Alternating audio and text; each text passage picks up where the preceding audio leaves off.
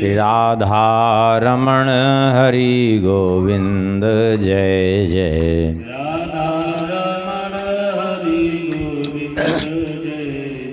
श्री राम जय जय रघुवीर जय जय। श्री राम जय जय रघुवीर जय जय। सीतारमण श्री रघुनाथ जय जय। सीतारमण श्री रघुनाथ जय जय। श्री राम जय जय रघुवीर जय जय। श्री राम जय जय रघुवीर जय जय। सीतारमण श्री रघुनाथ जय जय। सीतारमण श्री रघुनाथ जय जय। गोविंद जय जय गोपाल जय जय। गोविंद जय जय गोपाल जय जय। श्री राधा रमण हरि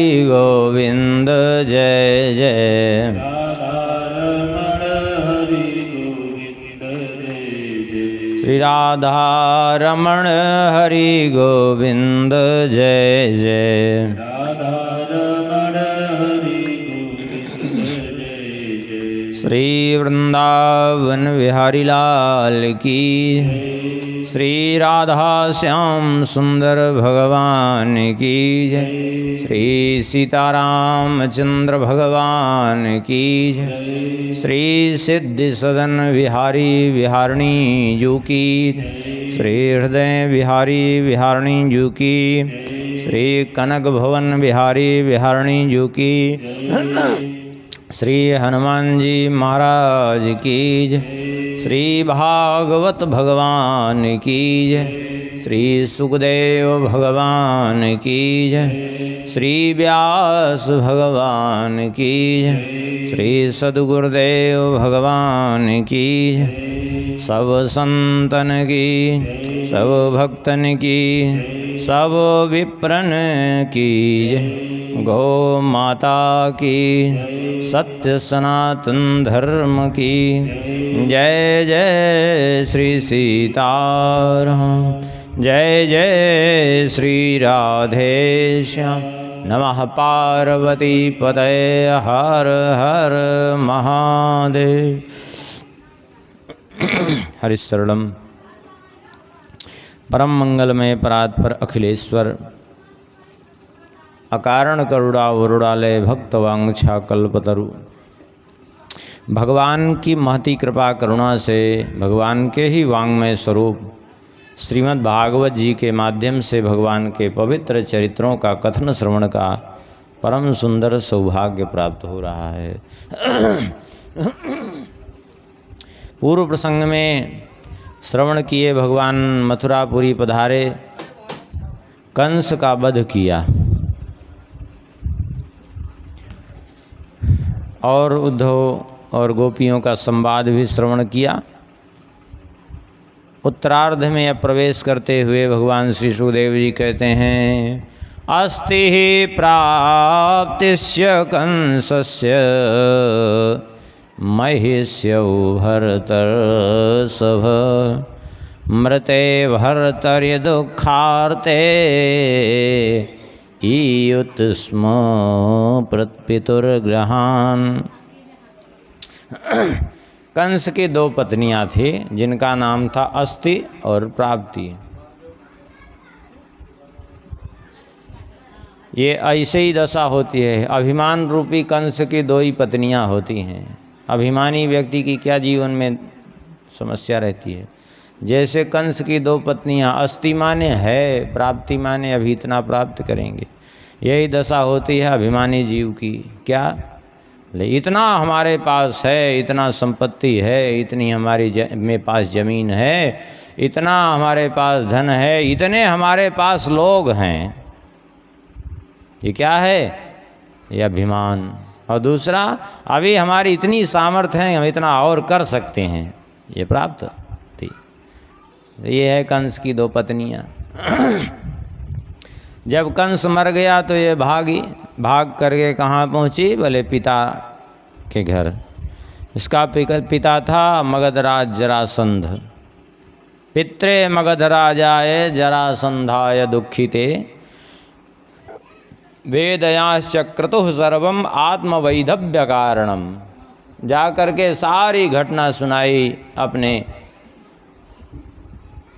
वैधव्य की कि किस प्रकार से कंस का वध हुआ, क्या क्या हुआ, सारी घटना सुनाई। सुन करके बड़ा कुपित हुआ जरासंध, और कुपित होकर के उसने प्रतिज्ञा की, अया देवी महीम कर्तुम चक्रे परम उद्यमम, यदुवंशियों से विहीन कर दूंगा इस पृथ्वी को। ऐसा उसने निश्चय करके क्या किया, अक्षौहिणीभिर्विंशत्या तिसृभिश्चापि संवृतः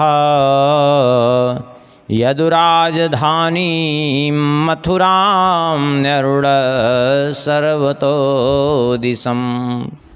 उसने मथुरापुरी को घेर लिया। कैसे? बोले और अक्षौहिणीभिर्विंशत्या तिसृभिः 20 और 3 23 अक्षौहिणी सेना लेकर के। महाभारत की कितनी सेना कुल थी? दोनों तरफ की मिला के 18 अक्षौहिणी। इसने कितनी सेना इकट्ठी की? लाकर 23 अक्षौहिणी। आप कहेंगे इतनी सेना इसके पास कैसे थी? अरे सब इसी की सेना थोड़ी थी। 20,800 राजाओं को इसने बंदी बना के रखा था अपने यहाँ, तो उनकी भी सेना ला के भिड़ा देता था, उनको भी मरवा रहा था। इसलिए 23 अक्षौहिणी सेना लेकर के आया। सारे ओर से चारों तरफ से मथुरापुरी को इसने घेर लिया। अब मथुरा के पास तो इतनी सेना ही नहीं थी कि जो है वो इसका सामना कर सकें इस सेना का। अरे 1-2 अक्षौहिणी सेना, मान लीजिए 3 अक्षौहिणी सेना रही होगी मुश्किल से, यहाँ तो इतनी बड़ी सेना। तब भगवान ने कहा चिंता करने की कोई आवश्यकता ही नहीं है। क्यों? बोले कोई जाएगा ही नहीं युद्ध करने। अरे जो युद्ध नहीं करने जाएगा वो तो आया है लड़ने के लिए। भगवान ने कहा उसका हमारे पास उपाय है, हम और बलराम जी केवल जाएंगे। अब भगवान श्री कृष्ण और बलराम ऐसे ही चल दिए। अस्त्र शस्त्र अभी तक तो कहीं धारण ही नहीं किए थे। अभी तक तो जिसको मारे ऐसे ही मारे थे। जरासंध ने आते हुए देखा इनको दोनों भाइयों को। अब इनके साथ कुछ लोग और लग गए थे, 10-20 लोग, अक्रूर आदि। तो इनको आते देखा इस प्रकार से, तो जरासंध ने समझा कि लगता है आत्मसमर्पण करने चले आ रहे हैं भयभीत होकर के। बिना सेना के तभी तो आ रहे हैं, बिना अस्त्र शस्त्र के। लेकिन भगवान जब युद्ध के मैदान में पहुँचे तो भगवान ने तुरंत जो है आकाश की ओर देखा, और जैसे ही आकाश की ओर देखा, एवं ध्यायति गोविंद आकाशा सूर्यवर्चसौ रथाउपस्थितौ सद्यः ससूतौ सपरीक्षदौ। भगवान ने आकाश की ओर देखा तो उसी समय आकाश से 2 रथ उतर करके चले आए, जिस पर सारे अस्त्र शस्त्र कवच सब विद्यमान थे, और सारथी घोड़े सब पूरा तैयार रथ। अब तो आयुधानि च दिव्यानि पुराणानि यदृक्षया। भगवान के सारे अस्त्र शस्त्र उस पर, भगवान का सारंग धनुष, भगवान का तरकस, भगवान की कौमुदकी गदा, भगवान के नंदक नाम के खड्ग सब विद्यमान वहाँ।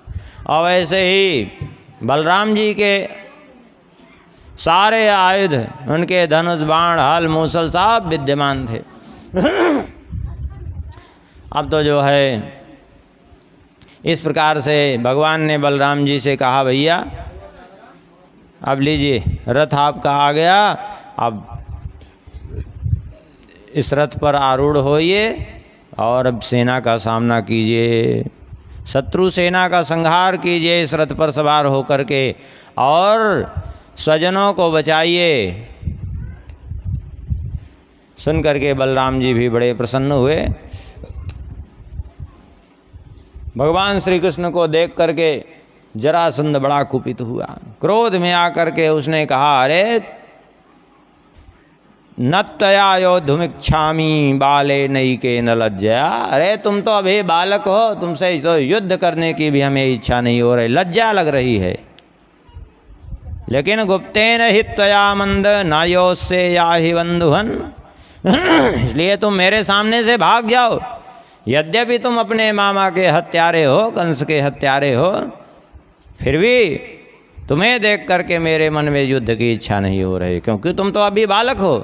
हाँ, ये बलराम जी बलवान दिख रहे हैं। तव राम यदि श्रद्धा युद्धस्य धैर्य मद्वह हित्वा मामच्छरै छिन्नम देहम सरयाहि माम जहि। बलराम जी तुम्हारी इच्छा हो तो तुम मुझसे युद्ध कर सकते हो, चाहे तो मुझे युद्ध में परास्त करो अथवा मेरे बाणों से मर करके स्वर्गलोक को जाओ। ऐसी बात कही। अब तो दोनों ओर से भयंकर युद्ध प्रारंभ हो गया और ऐसा युद्ध हुआ कि सारी सेना देखते देखते दोनों भाइयों ने समाप्त कर दी। जरासंध की सारी सेना मारी गई। अब जब सारी सेना मारी गई, रथ भी उसका नष्ट हो गया, जरासंध बचा रह गया। जरासंध को पकड़ लिया और जरासंध को बलराम जी तो मारना चाहते थे, लेकिन भगवान श्री कृष्ण ने उनको छुड़ा दिया। भगवान ने कहा, छोड़ दीजिए, आप तो बड़े दयालु हैं, ऐसे शत्रु पर कृपा करना आप जैसे वीर को शोभा देता है, छोड़ दीजिए इसको। अब ये सुन करके कि दया से हमको छोड़ दिए, जरासंध और व्यथित हुआ। इससे अच्छा तो मार ही देते तो ही ठीक रहता, ऐसे अपमानित होने से, अपमानित होकर छूटने से तो अच्छा है। लेकिन क्या करें, छोड़ दिया। बाद में बलराम जी ने कहा, कन्हैया तुम्हारी बात हमारी समझ में नहीं आती, आखिर तुमने इस जरासंध ही तो सारी मुसीबत की जड़, इसको क्यों छुड़ा दिया? भगवान ने कहा, इसीलिए तो छुड़ा दिया कि सारी मुसीबत की जड़ ही यही है। क्या मतलब है? अरे मतलब यह है कि पहले ये तो विचार करो कि हम लोग धराधाम पर क्यों आए हैं। दोनों लोग बोले दुष्टों का विनाश करने। अरे ये बोले दुष्टों का विनाश करने आए हैं तो दुष्टों को हम कहाँ ढूंढने जाएंगे? अरे हमको ढूंढना नहीं पड़ेगा, ये खुद ही ढूंढ के लाएगा, मारेंगे हम, ढूंढेगा, ये क्या समस्या है? तो हमने तो अपनी सुविधा के लिए इसको जिंदा रखा है, हम कहाँ कहाँ ढूंढेंगे? अब मेहनत ये करेगा, दुष्टों को इकट्ठा करेगा, सेना तैयार करेगा, उनको प्रशिक्षित करेगा। एक बार सेना का गठन करेगा, 4-4, 6-6 महीने, 8-8 महीने तक सेना को प्रशिक्षित करेगा। जब सेना एकदम प्रशिक्षित हो जाएगी तो फिर आएगा, अब फिर हम मारेंगे, फिर ये इकट्ठा करेगा दुष्टों को। तो हमारा काम तो आसान रहेगा नहीं, हम कहाँ ढूंढते फिरेंगे दुष्टों को? हमारा काम तो सहज कर रहा है ना। बलराम जी ने कहा, ठीक कह रहे हो। इस प्रकार से जो है छोड़ दिया उसको, और जरासंध गया मरने के लिए तैयार हुआ तो इसके सहयोगी लोग आए, इसको ढाढ़स बनाए, तो मरने से विमुख होकर के फिर चला गया। फिर से जा कर के धीरे धीरे इसने सेना की नवनियुक्ति की। भाई ये सेना मारी जा चुकी है तो फिर जगह जगह सारे राज्य जिसके इतने अधीन, इसके अधीन थे, 20,800 राजा बंदी थे, सब जगह सेना की भर्ती की, फिर से उनको प्रशिक्षित किया। अब समय तो लगता ही है प्रशिक्षित करने में, सेना को एकदम अस्त्र शस्त्र संचालन में कुशल करने में, प्रशिक्षण देने में। अब फिर से इकट्ठा करके फिर से 23 अक्षौहिणी सेना ले करके आया, फिर भगवान ने विनाश किया। ऐसे ही इसने 17 बार आक्रमण किया और 17 बार भगवान ने इसकी सारी सेना का विनाश किया और इसको छोड़ दिया। अब तो जो है जब 17 बार हार गया, राजधानी बार बार ये लौट जाता अपनी, और अंत में जो है ये बड़ा व्यथित हुआ। अंत में जो है इसने एक उपाय निकाला। इसने साल्व नरेश को भेजा कालयवन के पास। यद्यपि भागवत के अनुसार तो वो काल यवन से नारद जी ने ही जा करके उसको प्रेरित किया आने को, भागवत के अनुसार। लेकिन हरिवंश पुराण और गर्ग संहिता के अनुसार नारद जी ने तो जो प्रेरित किया ही जरासंध के कहने से साल्व ने जाकर के प्रेरित किया। एक बात यहाँ थोड़ा सा लोग भ्रमित हो जाते हैं, इस बात को समझिए आप लोग। इस साल्व को भेजा था, शल्य को नहीं। शल्य अलग हैं, साल्व अलग हैं। उस सीरियल में शल्य करके दिखा दिया है, लोग उसमें शल्य समझ बैठते हैं। शल्य अलग हैं, मद्र नरेश शल्य। वो धर्मात्मा राजा थे, नकुल सहदेव के सगे मामा थे। यहाँ जो गया है साल्व, ये वो साल्व है जिसको भीष्म ने पहले परास्त करके छोड़ दिया था, बाद में अम्बा जिसके पास गई थी, और बाद में इस साल्व का वध किया है भगवान श्री कृष्ण ने। और शल्य अलग हैं, शल्य का वध किया है युधिष्ठिर जी ने महाभारत के युद्ध में, और साल्व का वध बहुत पहले हुआ। कब? बोले जरासंध। अरे जरासंध को मार करके जब राजसूय यज्ञ हुआ युधिष्ठिर जी का, राजसूय यज्ञ के बाद साल्व का वध हो गया था भगवान श्री कृष्ण के हाथों से। तो साल्व अलग है, शल्य अलग है, इसलिए थोड़ा सा इनमें भ्रमित ना हो आप लोग। साल्व को भेजा इसने, साल्व ने जाकर के उस काल यवन को बताया कि तुम आक्रमण कर दो श्री कृष्ण के ऊपर, क्योंकि एकमात्र तुम ही हो जो उनको जीत सकते हो। उसने कहा हम क्यों जीत सकते हैं? बोले उसका कारण ये है कि श्री कृष्ण के पास एक ऐसा अस्त्र है चक्र, जिसकी कोई तोड़ नहीं है, और उस चक्र से तुम ही एकमात्र बच सकते हो। उसने कहा चक्र का जब कोई तोड़ नहीं तो हम कैसे बचेंगे? तो साल्व ने इसके जन्म की घटना पूर्व की सुनाई, जो हरिवंश पुराण में वर्णित है कि तुम्हारा जन्म जो है यवन कुल में नहीं हुआ है, तुम यवन कहलाते हो, लेकिन तुम्हारा जन्म शेषीरायण के पुत्र के रूप में हुआ है। ये यवन तो गोद लेकर के तुमको आया, पालन पोषण किया, क्योंकि इसके कोई संतान नहीं थी। तो शेषीरायण जो तुम्हारे वास्तव में जन्मदाता पिता हैं, उनको भगवान शंकर जी का वरदान था कि जो पुत्र उन्होंने मांगा था, कहा कि किसी भी अस्त्र शस्त्र से मेरे पुत्र का वध न हो और कोई भी युद्ध में उसको मार न सके। तो तुम्हें न तो युद्ध में मारा जा सकता है, न परास्त किया जा सकता है, न तो जो है किसी अस्त्र शस्त्र से मारा जा सकता है, तो तुम आक्रमण कर दो। ये सुनकर के वो काल यवन ने 3 करोड़ म्लेच्छों की सेना उसके पास थी, सारी सेना लेकर आक्रमण कर दिया। भगवान जानते थे कि ये अस्त्र शस्त्र से मरेगा नहीं, युद्ध में मारा जाना नहीं है, क्योंकि भगवान शंकर जी का वरदान है। तो भगवान श्री कृष्ण ने क्या किया? भगवान श्री कृष्ण ने कहा बलराम जी से कि आप यहीं मैं किले के भीतर रहेंगे जब तक हम इस काल यवन को लेकर के न जाएं यहाँ से। जब काल यवन को लेकर के हम चले जाएंगे यहाँ से, तब आप युद्ध के लिए निकलना, सेना का संहार करना, तब तक हम इसका काम तमाम करके आ जाएंगे। भगवान श्री कृष्ण निकले काल यवन के सामने। कैसे? बढ़िया लंबा चौड़ा पीताम्बर ओढ़ लिया एक, और बिना अस्त्र शस्त्र के चले आए सामने। भगवान को देख करके इसने कहा क्यों? अरे लड़ने के लिए आए कि यहाँ खेल खेलने के लिए आए? अस्त्र शस्त्र कहाँ है? भगवान ने कहा अस्त्र शस्त्र की जरूरत ही नहीं, ले ही नहीं आए हम।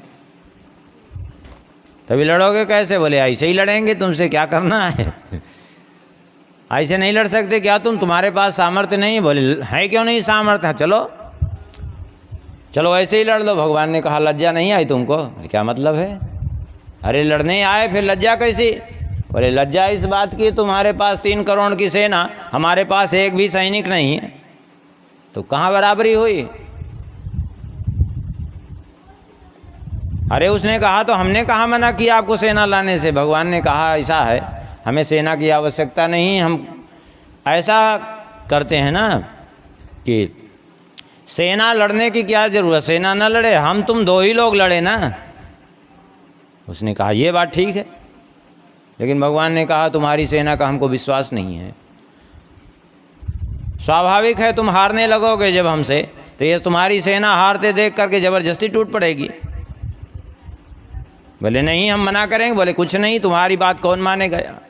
जब तुम हारने लगोगे तो तुमको बचाने के लिए स्वाभाविक रूप से टूट पड़ेंगे, कोई मानेगा थोड़ी तुम्हारी बात। बोले फिर क्या करें। भगवान ने कहा एक उपाय हमारे पास इसका है, चलो हमारे साथ ऐसी जगह न तुम्हारी सेना हो ना हमारी सेना, हम 2 ही बात मात्र हैं, तो क्या समस्या है। बोले कोई समस्या नहीं।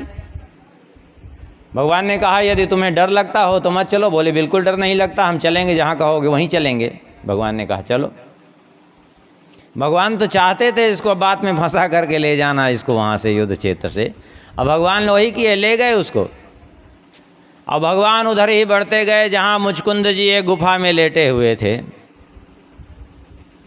और इतनी बड़ी इसकी 3 करोड़ की सेना थी कि बहुत दूर तक सेना का पाड़ा समाप्त नहीं हो रहा था। और सेना को पार कर गए तब तक सामने कुछ दूर पे पहाड़ी दिखाई पड़ने लगी जो मुचकुंद जी जहाँ लेटे थे। उसके बाद भगवान ने दौड़ लगाई, ये इसने भी पीछा किया, अरे भागते क्यों हो यहाँ तक लाके। भगवान ने कहा थोड़ी लंबी दौड़ लगाओ फिर बताते हैं क्यों भागते हैं। और उसके बाद जो है भगवान भागते हुए गए और सीधा वहीं गुफा में प्रवेश किए जो मुचकुंद जी जहाँ लेटे हुए थे। जिस गुफा में वो लंबा चौड़ा पीताम्बर ओढ़ के गए थे भगवान, इसीलिए तो वो पीताम्बर उठाया, पीताम्बर डाला मुचकुंद जी के ऊपर जहाँ लेटे हुए थे, उन्हीं को ओढ़ा दिया भगवान ने। और ओढ़ा करके चुपचाप जा कर के एक जगह आराम से उस गुफा में भगवान खड़े हो गए। ये पहुँचा। अब वहाँ अंधेरे गुफा में तो कुछ नहीं दिखाई पड़ रहा था, वो पीताम्बर चमकता दिखाई पड़ा। देख करके क्रोध में आकर कहा अरे हमको यहाँ तक ले आया, यहाँ आकर के सो रहा है। कह करके एक लात मारा, जोर से प्रहार किया। जैसे ही जोर से अपने पैरों से प्रहार किया मुचकुंद जी की निद्रा भंग हो गई। और जैसे ही मुचकुंद जी की निद्रा भंग हो गई उठ बैठे और चारों ओर अपने नेत्र खोल करके देखने लगे कौन है अभागा जिसने मेरे निद्रा में विघ्न उपस्थित किया। और जब इसकी ओर दृष्टि घुमा करके देखा इसको तो उनकी दृष्टि पड़ते ही जल करके भस्म हो गया। अब क्यों भस्म हो गया, इसीलिए भगवान गए थे लेके। ये भस्म क्यों हो गया इनकी दृष्टि पड़ने से, उसका कारण ये था कि ये मुचकुंद जी कौन थे समझिए। ये सूर्यवंशी राजा थे, राजा मानधाता के पुत्र थे मुचकुंद जी। राजा मानधाता के पुत्र थे और राक्षसों का बड़ा अत्याचार था। तो देवताओं ने इनसे आकर के कहा कि थोड़ा हमारी सहायता कर दीजिए। क्या करें। बोले हमारे साथ देवलोक चले चलिए, क्योंकि राक्षस बार बार देवलोक पर आक्रमण कर रहे हैं। बोले चलो। चले गए ये वहाँ। अब जो वहाँ गए तो बहुत समय लग गया। राक्षसों ने इनके ये रक्षा करने में वहाँ लगे रहे और इनके कारण राक्षस लोग फिर वहाँ आक्रमण नहीं कर पाए, स्वर्ग सुरक्षित रहा। धीरे धीरे समय बहुत अधिक बीत गया। जब बहुत अधिक समय बीत गया तब जो है एक दिन देवताओं ने कहा अब हमारा राज्य सुरक्षित है, अब यदि आप चाहें तो जा सकते हैं। इन्होंने कहा ठीक है, अब हमें आज्ञा दीजिए जाने की। देवताओं ने कहा आपने हमारी सहायता की है इसलिए हम चाहते हैं आप हमसे कुछ ले लीजिए। बोले हमें क्या चाहिए। अरे हमारे पास राज्य है, संपत्ति है, वैभव है, सब कुछ, हमें कोई आवश्यकता नहीं, हम आपसे क्या लें। देवताओं ने कहा समस्या तो यही है कि आपके पास सब कुछ नहीं है। क्यों क्या मतलब, हमारे पास सब कुछ है, कैसे आप कह रहे हैं कुछ नहीं है। हमारा राज्य आदि जो है, पत्नी हैं, पुत्र हैं। देवताओं ने कहा वो हैं नहीं थे, अब नहीं हैं, वे सब नष्ट हो चुके हैं। बोले किसका साहस हुआ नष्ट करने का। बोले जो सारे जगत को नष्ट कर रहा है, काल। क्योंकि आप जब से स्वर्गलोक में हैं तब से पृथ्वी लोक पर बहुत समय बीत गया है।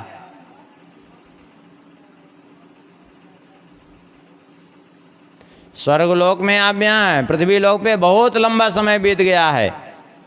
आप जब आए तो ये त्रेता काल चल रहा था और द्वापर प्रारंभ हो गया। और इसीलिए तो अब राक्षस समाप्त हो गए, क्योंकि श्री राम जी आए थे अवतार लेकर उसी समय, तो सारे राक्षसों को त्रेता के अंत में समाप्त कर दिया था। अब बोले अब आप जा सकते हैं निश्चिंत होकर के। तो इन्होंने कहा कि जब सब कुछ समाप्त हो गया, कई पीढ़ियां बदल गई हमारे वंश की, तो ऐसा है कि अब हमें कुछ चाहिए नहीं मुक्ति के अतिरिक्त। देवताओं ने कहा लेकिन मुक्ति हमारे अधिकार की चीज़ नहीं है, मुक्ति तो नहीं दे सकते, और कुछ मांग लीजिए। बोले और तो कुछ नहीं चाहिए, अब एक काम करिए, हमें नींद लग रही है, अब हमें जाकर के सोना है। देवराज इंद्र ने कहा ठीक है, तो आप जाइए सोइए, अपनी निद्रा पूरी करिए। हम आपको यही वरदान दे रहे हैं कि जो भी आपकी निद्रा में विघ्न उपस्थित करेगा, आपकी दृष्टि पड़ते ही जल करके भस्म हो जाएगा। वहाँ से चल पड़े। अब मुचकुंद जी को क्या पता कि आगे क्या होना है इस दृष्टि का परिणाम। वो तो सहज भाव से इंद्र ने कहा और ये चल पड़े। इंद्र जानते थे भविष्य में क्या होने वाला है, इसलिए इंद्र ने कहा था। ये वहाँ से चले तो नारद जी मिले इनको।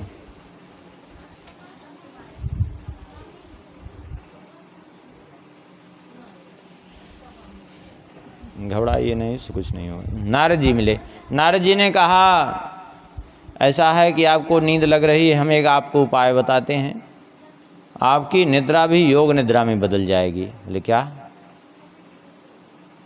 बोले हम आपको एक मंत्र प्रदान कर रहे हैं, आप जाकर के स्नान करिएगा, स्नान करके तन्मय होकर के इसका खूब जप करिएगा। श्री राम जय जय राम,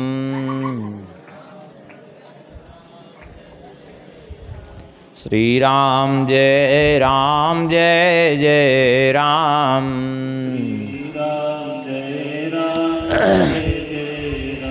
सीताराम जय सीताराम,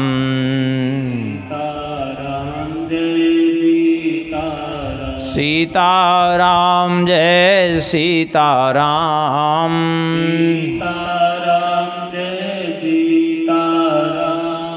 सीताराम जय सीताराम,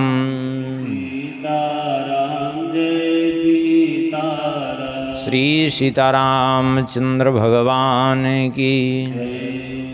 नारद जी ने इनको द्वादशाक्षर मंत्र प्रदान किया और वहाँ से आ गए ये पृथ्वी लोक पे। जब पृथ्वी पे आए तो श्री गर्गाचार्य जी से भेंट हो गई इनकी। गर्गा ये उतर करके ढूंढ रहे थे कि कोई स्थान हम सोने के लिए, कहाँ सोएं कि हमारी निद्रा भंग न हो, नहीं तो जो भंग करेगा वो जल जाएगा, इसलिए ऐसी जगह सोना चाहिए कि कोई ना विघ्न उपस्थित करे। गर्गाचार्य जी महाराज इनके पास पहुँचे। गर्गाचार्य जी ने कहा राजन, हम आपको बताते हैं कि आपको कहाँ सोना है।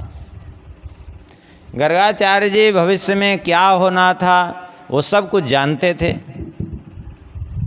उसी अनुसार श्री गर्गाचार्य जी ने स्वयं ही ले जा कर के वो गुफा दिखाई इनको और बोले आप इसी गुफा में सो जाओ और निश्चिंत होकर के बस भगवान का भजन करते हुए, चिंतन करते हुए, तन्मय होकर के सो जाओ, भगवान नाम स्मरण करते हुए।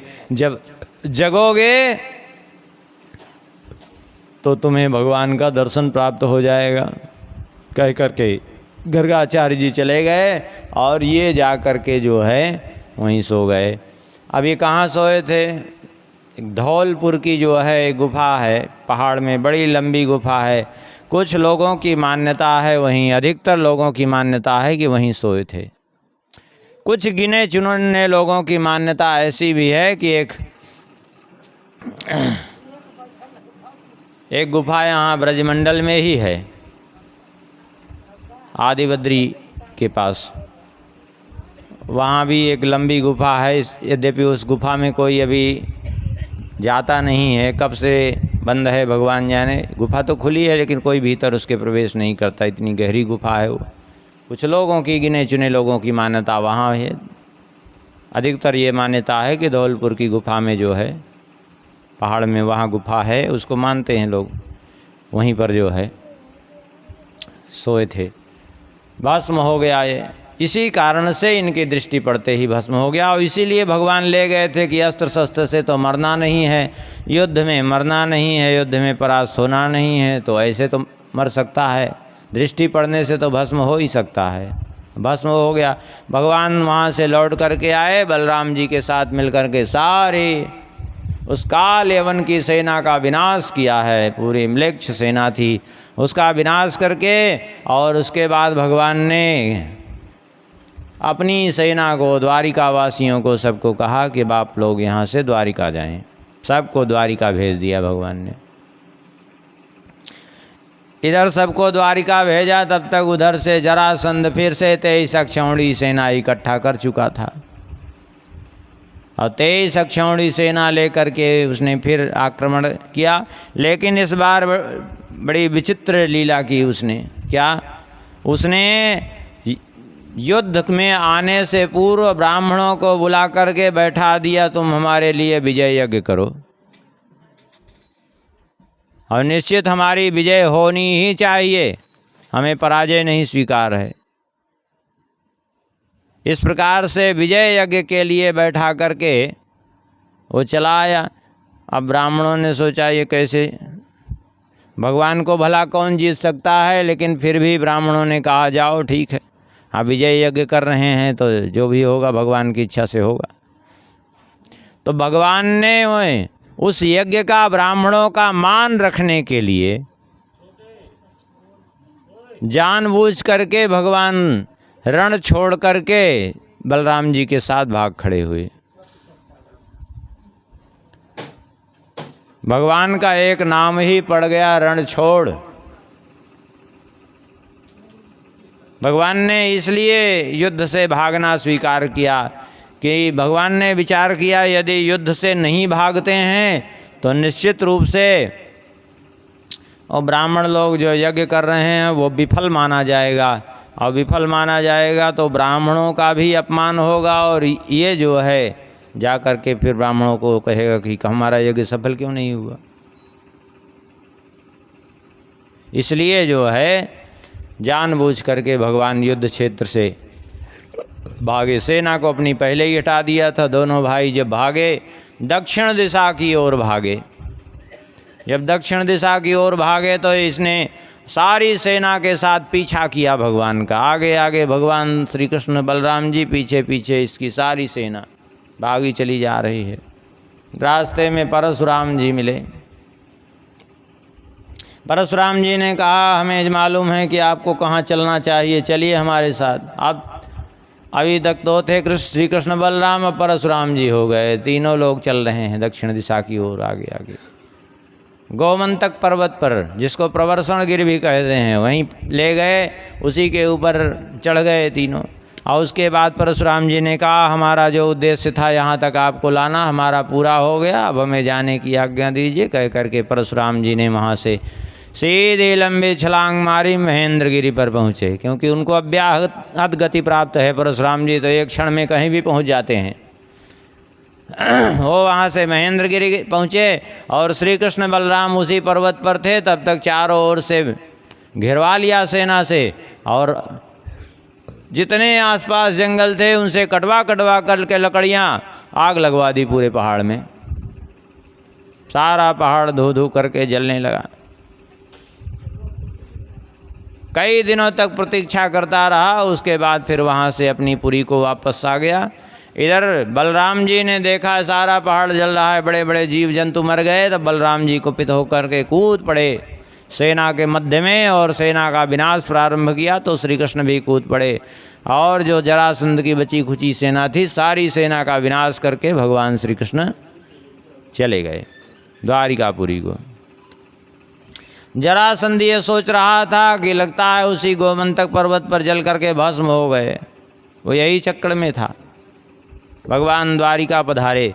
द्वारिका में एक दिन आए ककुदमी। ये ककुदमी कौन थे? पूर्व में ध्यान हो तो बताए थे, सूर्यवंशी राजा वैवस्वत मनु जी के पुत्र थे सरयाती। सरयाती के पुत्र आनर्त, आनर्त के पुत्र थे रैवत, रैवत के पुत्र थे ककुदमी। इन ककुदमी की एक पुत्री थी जिनका नाम था रेवती। रेवती अत्यंत दिव्य कन्या थी, कोई सामान्य कन्या नहीं थी।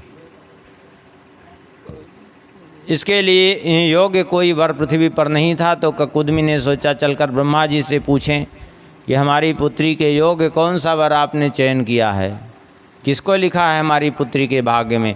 तो चले गए सीधा ब्रह्मा जी के पास, और गए तो वहाँ ब्रह्मा जी के यहाँ कुछ थोड़ा सा कार्यक्रम चल रहा था, और थोड़ी देर के लिए खड़े हो गए। उसके बाद ब्रह्मा जी के सामने उपस्थित हुए, बोले बताइए हमारी पुत्री के योग्य वर कौन सा है।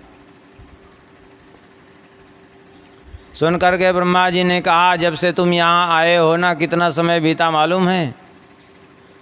तुम जिन जिन के बारे में सोच रहे हो एक भी नहीं बचे हैं। अरे पृथ्वी पर 27 चतुर्युगी बीत गई है, 28वीं चल रही है। क्यों? क्योंकि ब्रह्मा जी के लोक में 1 मिनट का समय जितना होता है उतने में यहाँ 60 लाख वर्ष व्यतीत होते हैं। ब्रह्मा जी के लोक में 12 घंटे का समय और यहाँ 4 अरब 32 करोड़ वर्ष व्यतीत होते हैं। इतना बड़ा फर्क है दोनों में, सोच लीजिए। इतना समय बीत गया था। ब्रह्मा जी ने कहा तुरंत इसी समय पृथ्वी लोक पर जाओ और द्वारिका पहुँचे, बलराम जी को अपनी पुत्री समर्पित कर दो, ब्याह दो। बोले ठीक है। आए, आकर के जो है बलराम जी को अपनी पुत्री समर्पित कर दिया। अब इनका बड़ा विशाल शरीर था, तो फिर सीधा उत्तराखंड की ओर जा कर के तब करके परम धाम को चले गए।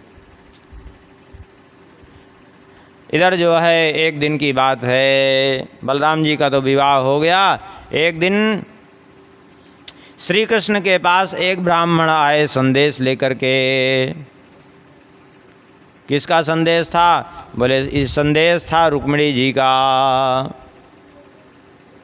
रुक्मिणी जी ने पत्र लिख करके भेजा था भगवान के पास। हुआ ये था, विदर्भ नरेश भीष्मक, विदर्भ नरेश भीष्मक के 5 पुत्र थे और 1 पुत्री। 5 पुत्र में सबसे बड़ा था रुक्मी, उससे छोटे रुक्मरथ, रुक्मबाहु, रुक्मकेश और रुक्ममाली, और सबसे छोटी थी पुत्री जिसका नाम था रुक्मिणी। सभी चाहते थे कि रुक्मिणी का विवाह श्री कृष्ण से हो, लेकिन रुक्मी नहीं चाहता था, क्योंकि रुक्मी श्री कृष्ण से द्वेष करता था, क्योंकि शिशुपाल का मित्र था, इसलिए वो विरोध करता था।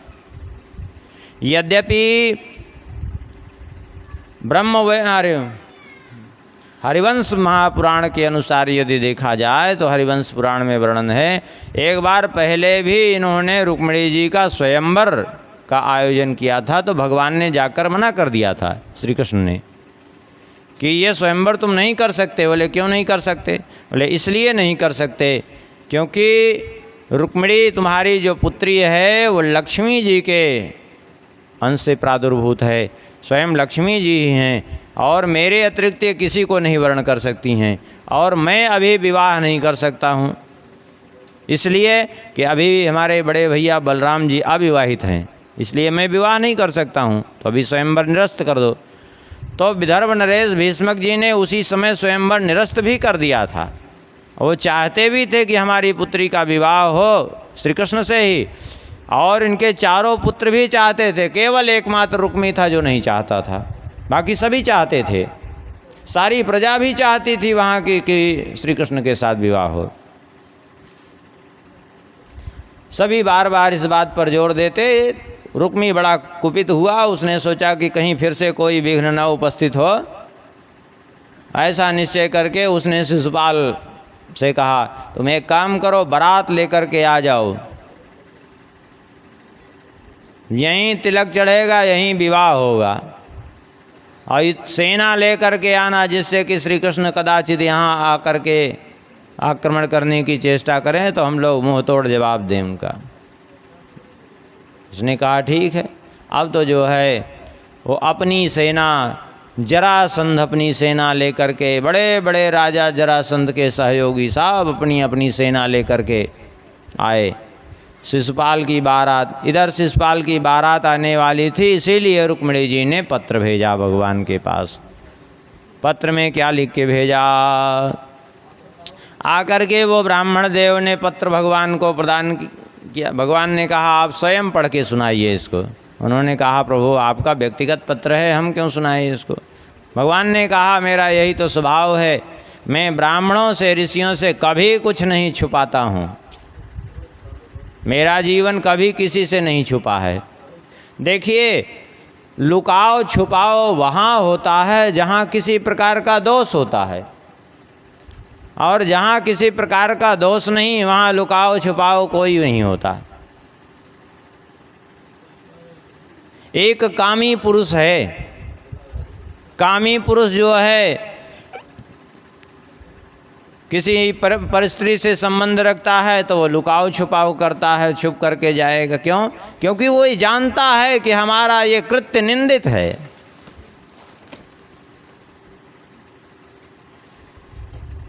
एक सामान्य व्यक्ति चोरी भी करता है तो वो अपने को छुपाता है, क्यों? जानता है हमारा कृत्य निंदित है। लेकिन भगवान के देखो चोरी लीला भी गुप्त नहीं, रास लीला भी गुप्त नहीं, कोई लीला गुप्त नहीं। क्यों? क्योंकि वहाँ कोई कार्य अनुचित है ही नहीं है, क्योंकि सब कुछ उचित है। इसलिए उचित है कि वहाँ कोई ऐसी दुर्भावना नहीं, कोई ऐसा जो है दोष युक्त कार्य ही नहीं है। वहाँ सब दिव्याति दिव्य चरित्र है वो। इसलिए भगवान ने कहा आप पढ़ के सुनाओ पत्र।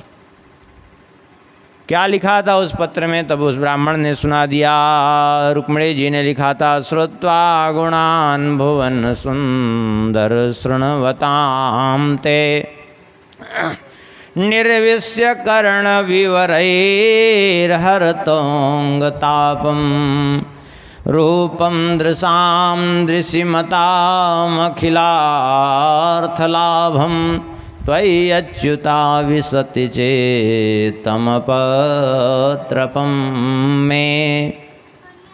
हे प्रभु, ऐसा आपका सुंदर स्वरूप, हे त्रिभुवन सुंदर, आपके ऐसे गुण जो हृदय में प्रवेश करके सारे अंग के, सारे शरीर की जलन को, सारे ताप को, मन के सारे संताप को दूर कर देने वाले। श्रुत्वा गुणान् भुवन सुंदर शृण्वतां ते निर्विश्य कर्ण विवरैर् हरतोंग तापम। सारे ताप का हरण करने वाला है आपका चरित्र, आपका गुण। और आपका रूप क्या कहना है? रूपम दृशाम दृशिमताम अखिलार्थ लाभम। आपका रूप तो समस्त लाभों का भी लाभ है, अर्थात आपका स्वरूप ही तो जीवन मात्र का एक फल है। आपका दर्शन ही जीवन का फल है, यही तो विशेषता है आपके स्वरूप की। तो हे प्रभु,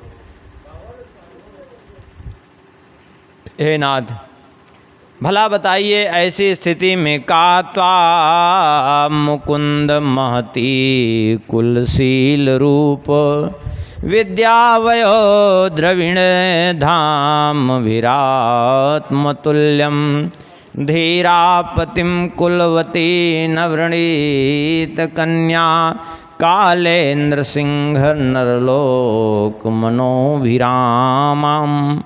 हे प्रभु, जिस दृष्टि से भी देखें, कुल की दृष्टि से, शील की दृष्टि से, सौंदर्य की दृष्टि से, विद्या की दृष्टि से, अवस्था की दृष्टि से, जिस दृष्टि से भी देखें, आपके समान केवल आप हैं। आपके समान कोई नहीं है, संसार में कोई न है न हो सकता है। इसलिए हे प्रभु, ऐसी स्थिति में भला बताइए, धीरा पतिम कुलवती नवरणीत कन्या, कौन सी ऐसी कन्या है जो आपका वर्ण न करना चाहेगी? सभी चाहेंगे कि हमारा विवाह आपके साथ हो। मैंने भी आपका ही मन वर्ण कर लिया है। मैं संपूर्ण रूप से आपको आत्मसमर्पण कर चुकी हूँ, और यह बात आप स्वयं जान सकते हैं। क्यों? क्योंकि आप सर्वांतर्यामी हैं। हमारे हृदय की बात आपसे छुपी नहीं हो सकती। इसलिए हे प्रभु, आप पधार करके हमें कृतार्थ करें और मेरा पाणिक ग्रहण स्वीकार करें। मुझे पत्नी रूप में आप ग्रहण करें। नहीं तो यदि ऐसा नहीं करेंगे तो निश्चित रूप से मैं अपने जीवन का परित्याग करने के अतिरिक्त कोई भी विकल्प ही नहीं बचेगा हमारे पास। क्यों? क्योंकि शिषपाल की बारात पहुंचने वाली है और आपके अतिरिक्त मेरे शरीर का कोई स्पर्श भी नहीं कर सकता। मैंने ऐसा प्रतिज्ञा कर रखी है। यदि मैंने अपने जीवन में जन्म जन्मांतर में कोई भी शुभ कर्म किए हों, कोई पूर्त कर्म किए हो, कोई इष्ट कर्म किए हों, दान व्रत नियम देव पूजन ब्राह्मण पूजन गुरु पूजन आदि कुछ भी किया हो, तो उसका फल हमें एक ही चाहिए कि मुझे आप पति रूप में प्राप्त हो जाएं। बस यही चाहिए। इसलिए आप आकर के मेरा पाणी ग्रहण कर लीजिए। हो सकता है कि आपके मन में ये बात आए कि आखिर में अंतःपुर में आक्रमण करना उचित है या नहीं उचित है। भाई मैं जानती हूँ कि आप युद्ध में बड़े बड़े राजाओं को परास्त कर सकते हैं, लेकिन मैं यह भी जानती हूँ आपके स्वभाव को कि आप अंतःपुर में आक्रमण करने में आपको संकोच होगा कि अंतःपुर तो स्त्रियों का निवास होता है, वहाँ आक्रमण करना कोई उचित नहीं है। तो इसकी भी आवश्यकता नहीं पड़ेगी, अंतःपुर पर आक्रमण करने की आवश्यकता नहीं, क्योंकि हमारे कुल की एक रीति है, विवाह के एक दिन पूर्व कन्या नगर के बाहर विद्यमान गिरजा मंदिर में पूजन के लिए जाती है। तो आप वहीं से आकर के हमें स्वीकार करें विवाह के एक दिन पूर्व ही। ब्राह्मण ने सारी बात कह दी और कहा अब आप जैसा भी उचित समझें करें। भगवान ने कहा उचित क्या, मैं भी चाहता हूँ, मेरा तो स्वभाव है, ए यथा माम प्रपद्यन्ते तांस तथैव भजाम्य हम, जो जैसे मुझे भजता है मैं भी उसको वैसे ही भजता हूँ। मेरी कोई इच्छा अनिच्छा होती नहीं है, मैं तो भक्त की इच्छा को ही अपनी इच्छा मानता हूँ। तो रुक्मिणी जी ने मुझे वर्ण कर लिया है, इसलिए मैं भी जो है रुक्मिणी जी के बिना नहीं रह सकता, इसलिए मैं भी रुक्मिणी जी को अवश्य स्वीकार करूँगा, आप चिंता मत करिए।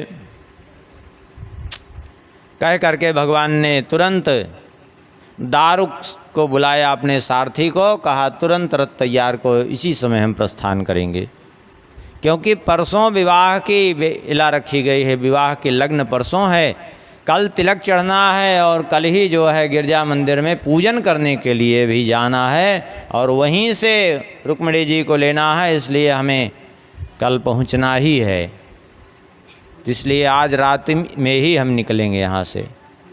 तुरंत दारुक ने रथ तैयार किया और भगवान उन ब्राह्मण देव को साथ में लेकर के रथ में बैठाए निकले। जैसे ही रथ की घरघराहट सुन करके बलराम जी की निद्रा भंग हुई, उठे, महल से झांक करके देखा श्री कृष्ण का रथ जा रहा है। जब तक दौड़ते कुछ कहते तब तक तो भगवान का रथ बहुत दूर जा चुका था। दौड़ करके पहुँचे बलराम जी, द्वारपाल से पूछा क्यों, अरे कन्हैया कहाँ गए इतनी रात को? अरे बोले हमें क्या पता प्रभु, हम नहीं जानते कहाँ गए, हमारा क्या साहस पूछने का। अरे बोले कुछ तो पता होगा। अरे बोले पता तो कुछ नहीं, एक चीज़ केवल जानते हैं, विदर्भ नरेश कुंडनपुर से, विदर्भ नरेश के यहाँ से कोई एक ब्राह्मण आए थे, अब वो गए थे भगवान के पास श्री कृष्ण के पास और उनका खूब स्वागत सत्कार हुआ। उसके बाद अचानक उन्हीं को साथ में लेके गए हैं रथ पे, वो भी साथ में रथ पे ही बैठे थे। भाग करके गए भगवान के कक्ष में, तो वो पत्र भी मिल गया और कुंडनपुर सुनते ही समझ गए कि रुक्मिणी जी के लिए ही गए होंगे, क्योंकि वहाँ शिषपाल की बारात आनी ही आनी है, ये सूचना मिल चुकी थी। क्योंकि सब जगह के गुप्तचर सब जगह रहते हैं, सभी राज्यों के गुप्तचर सब जगह रहते हैं, वो सूचना देते रहते हैं पल पल की, समझ गए। और वहाँ युद्ध अवश्य होगा। तुरंत बलराम जी ने आज्ञा दी सेनापति को कि सेना को तैयार किया जाए। अब बलराम जी को स्वाभाविक है कि तैयार करने में, सेना लेकर चलने में तो समय लगेगा ही। इधर भगवान श्री कृष्ण पहुँच गए वहाँ, बलराम जी भी पीछे पीछे सेना लेकर के अपनी इकट्ठा किए। अब भगवान अकेले रथ पे हैं, इनके साथ पूरी सेना है, तो भगवान तो तीव्र गति से पहुँचे, फिर ये भी पहुँचे। आखिर में वहाँ पहुँचे, जो उनके सेवक लगे हुए थे, विश्वास पात्र लोग लगे हुए थे कि जो भी आवें, राजा लोग, जो भी मुख्य अतिथि आदि सभाओं में, उनको यथा योग्य सबकी रहने की व्यवस्था करो। जैसे ही उन सब ने देखा भगवान श्री कृष्ण को, तुरंत प्रसन्न होकर के उन्होंने ले जाकर एक महल में ठहराया। और इधर हुआ ये कि विदर्भ नरेश भीष्मक तिलक चढ़ाने के लिए शिषपाल की, क्योंकि बारात तो आई गई थी, अब दूसरे दिन ही विवाह होना था, तो आज तिलक चढ़ाना आवश्यक है, ये सोच करके सारी तिलक की सामग्री इकट्ठा की, साथ में ब्राह्मणों को लिया और बहुत से सेवक सारी तिलक की सामग्री लेकर के चल पड़े। आगे आगे साथ में ब्राह्मण चल रहे हैं, भीष्मक जी के पीछे सेवक साथ में लिए चले जा रहे हैं, सारी सामग्री अपने सिर पर रखे हुए और चले जा रहे थे। कुछ दूर चले ही थे, तब तक जो है एक सेवक भागता हुआ आया, भीष्मक जी का विश्वास पात्र। उसने कहा द्वारिकाधीश श्री कृष्ण का आगमन हो गया है। श्री कृष्ण के प्रति भीष्मक जी की श्रद्धा तो थी, बोले कहाँ रोका गया है उनको, कहाँ रुके हैं? बोले ये सामने वाले महल में ही रुके हैं, यहीं पर उनकी रहने की व्यवस्था की गई है। सुन करके भीष्मक जी ने विचार किया कि चल करके पहले श्री कृष्ण का स्वागत हमें करना चाहिए, उसके बाद फिर जो है शिषपाल की तिलक चढ़ाने चलेंगे। अब वो साथ में ब्राह्मण सेवक, वो तो जिधर जाएंगे राजा वही उधर ही वो भी जा रहे हैं। अभी बिना कुछ किए स्वागत करने के लिए चल पड़े श्री कृष्ण का। सब के सब वहीं पहुँचे, ब्राह्मण लोग वहीं पहुँचे, सेवक लोग, सारी तिलक की सामग्री साथ में है।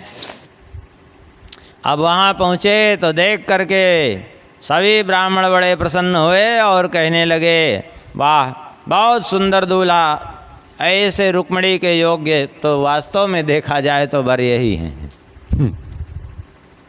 और सभी कहने लगे अस्यैव भार्या भवेतुम रुक्मिण्यर्हति नापरा असावप्यनवद्यात्मा भैस्म्या समुचिता पति।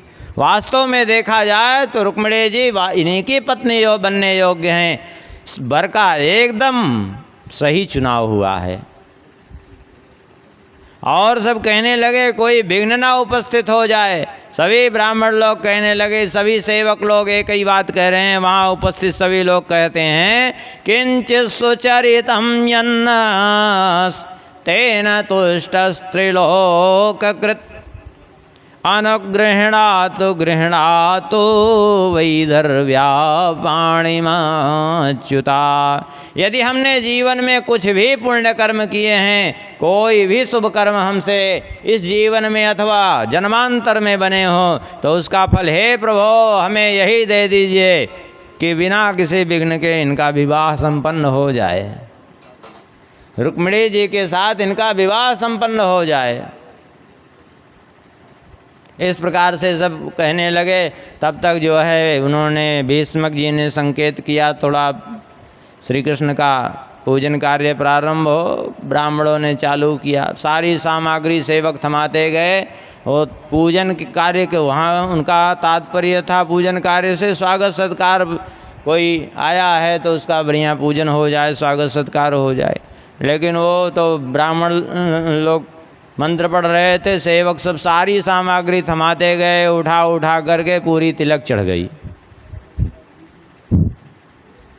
जा रहे थे शिषपाल की तिलक चढ़ने, यहाँ तो चढ़ गई नंदलाल गोपाल श्री कृष्ण की तिलक चढ़ गई पूरी। अब जब तिलक चढ़ गई पूरी, उसके बाद इनको बहुत बोध हुआ कि ये तो कुछ गड़बड़ हो गया लगता है। ये सारी सामग्री की तो तिलक की थी, यहीं तो सब पूरी हो गई। ये तो पूरा तिलक की विधि तैयार हो गई, यहाँ तो पूरी हो गई, अब क्या करें।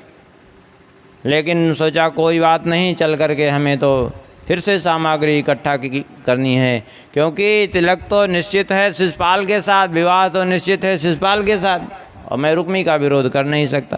फिर से वहाँ से चले और सामग्री इकट्ठा करने के लिए सेवकों को आज्ञा दी। भगवान ने सोचा चलो, अब कोई ये तो नहीं कह सकता कि अपनी इच्छा से पिता ने तिलक ही चढ़ा दी है। अब तिलक चढ़ा दी, विवाह है तो बचा है केवल, और क्या है।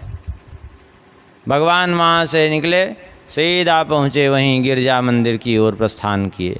इधर जो है भगवान का के तिलक चढ़ रहे थे, तब तक उधर रुक्मिणी जी की माता जी ने आज्ञा दी रुक्मिणी जी को, जाओ गिरजा मंदिर पूजन करने का तुम्हारा समय हो रहा है। अब रुक्मिणी जी ने क्या किया, कुछ साथ में थोड़ी सहेलियां थी और बाकी जो है बहुत सी ब्राह्मण पत्नियां साथ में चल पड़ी इनके। नानोपहार बलिभिर्वार मुखा सहस्रसा स्रगंध वस्त्राभरणै द्विज पत्न्यः स्वलंकृताः। ब्राह्मण पत्नियां बढ़िया सज धज करके इनके साथ गई, और कुछ गान बजान करने वाले, दूर से वाद्य बजाने वाले दूरी बना करके चल रहे थे। श्री रुक्मिणी जी ब्राह्मण पत्नियों को लेकर के साथ में पहुंची हैं, वहाँ गिरजा मंदिर में जाकर के प्रवेश किया। साथ साथ ब्राह्मणियाँ भी हैं, वहाँ जाकर के भगवान शंकर जी पार्वती जी विद्यमान हैं। जाकर के गिरजा मंदिर में भगवती गिरजा जी को, भगवान शंकर जी को प्रणाम किया और उनका पूजन किया रुक्मिणी जी ने, और प्रार्थना क्या की, नमस्ते त्वाम्बिके भीष्णं स्वसंतान युतां शिवां भूयात् पतिर्मे भगवान कृष्ण तदनुमोदताम्। हे भगवती, हे गिरजे, हे अंबिके, मैं आपके चरणों में बारंबार प्रणाम करती हूँ, मुझ पर कृपा कर दीजिए। आपकी संतानों सहित अर्थात श्री गणेश और कार्तिकेय जी के सहित मैं आपको प्रणाम करती हूँ, और आपसे मेरी एक ही प्रार्थना है, क्या, भूयात् पतिर्मे भगवान कृष्ण, भगवान श्री कृष्ण ही एकमात्र मेरे पति हों, यही मेरी प्रार्थना है। आप यही हमें आशीर्वाद प्रदान करिए। इस प्रकार से प्रार्थना की, और प्रार्थना करके भगवती गिरजा जी का पूजन करके विधिवत, और फिर रुक्मिणी जी ने जल गंध अक्षत वस्त्र आदि माला आदि से विधिवत अंबिका जी की तो पूजा की, और उनको विविध प्रकार के भोग अर्पण किए। उसके बाद जो है बहुत सी सामग्रियाँ रखी थी, उनसे जो है ब्राह्मणियों का पूजन किया है रुक्मिणी जी ने, और ब्राह्मणियों का पूजन करके उनको कंठसूत्र, फल, ईख और पुआ, पान आदि ये सब सामग्रियां अर्पण की हैं श्री रुक्मिणी जी ने, और ब्राह्मणियों को प्रणाम किया है, उनसे आशीर्वाद प्राप्त किया है। ब्राह्मणियों ने आशीर्वाद दिया है कि तुम्हें इच्छित वर की प्राप्ति हो। इस प्रकार से जो है पूजन कार्य संपन्न हो गया। उसके बाद जो है श्री रुक्मिणी जी ने अपने मौन व्रत को तोड़ा है और फिर वहाँ से पूजन समाप्त करके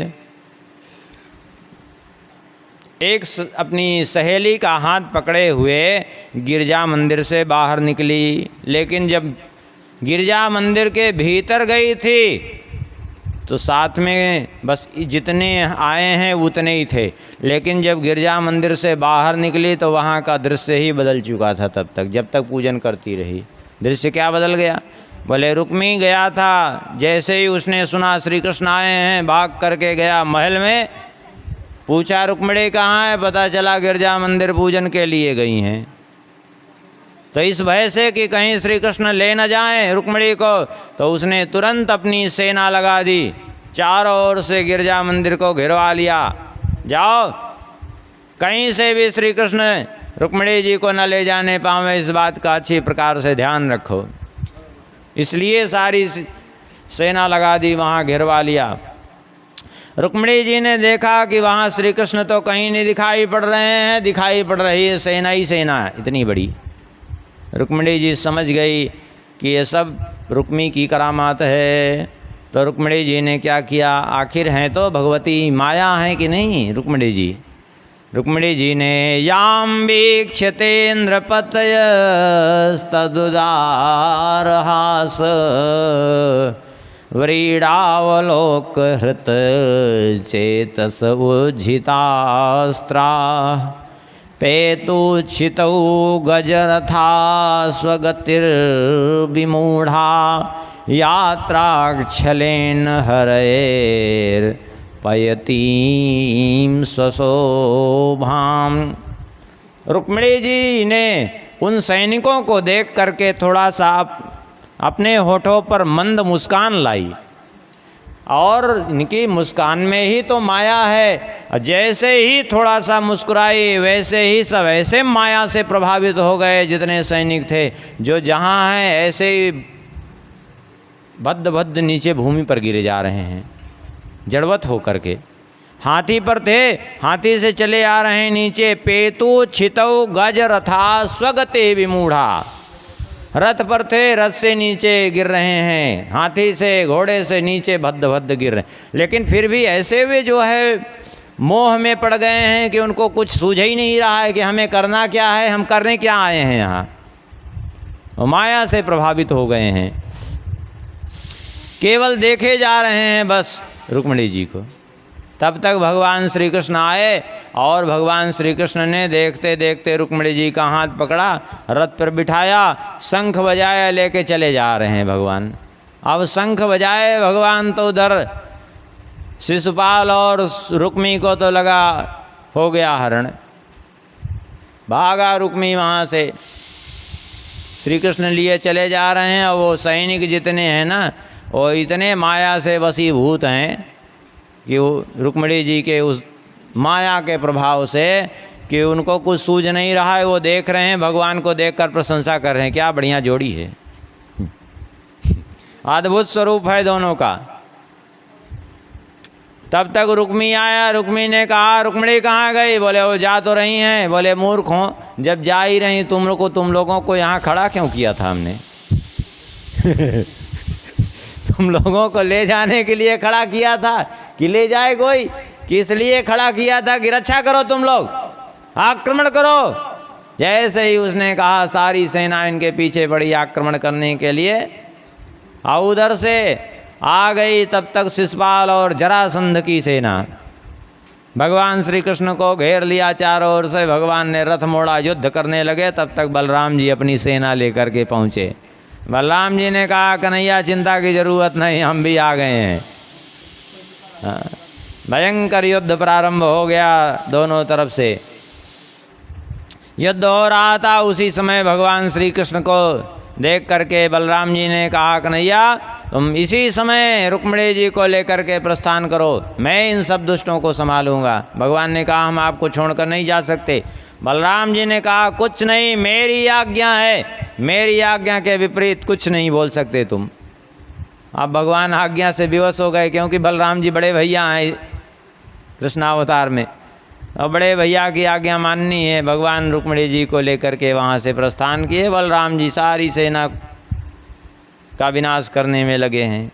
इधर जो है आखिर जरासंध शिशुपाल की सेना परास्त हो गई। उधर रुक्मिणी ने देखा कुछ देर लड़ते लड़ते कि श्री कृष्ण और रुक्मिणी नहीं दिखाई पड़ रहे हैं, तो उसने तुरंत एक अक्षौहिणी सेना लेकर के पीछा किया इनका और प्रतिज्ञा की कि मैं जा रहा हूँ लेने के लिए और प्रतिज्ञा करता हूँ कि आहत्वा समरे कृष्णम अप्रत्युह च रुक्मिणीम कुंडिनम न प्रवेक्ष्यामि सत्यमेतद् ब्रवीमि वः।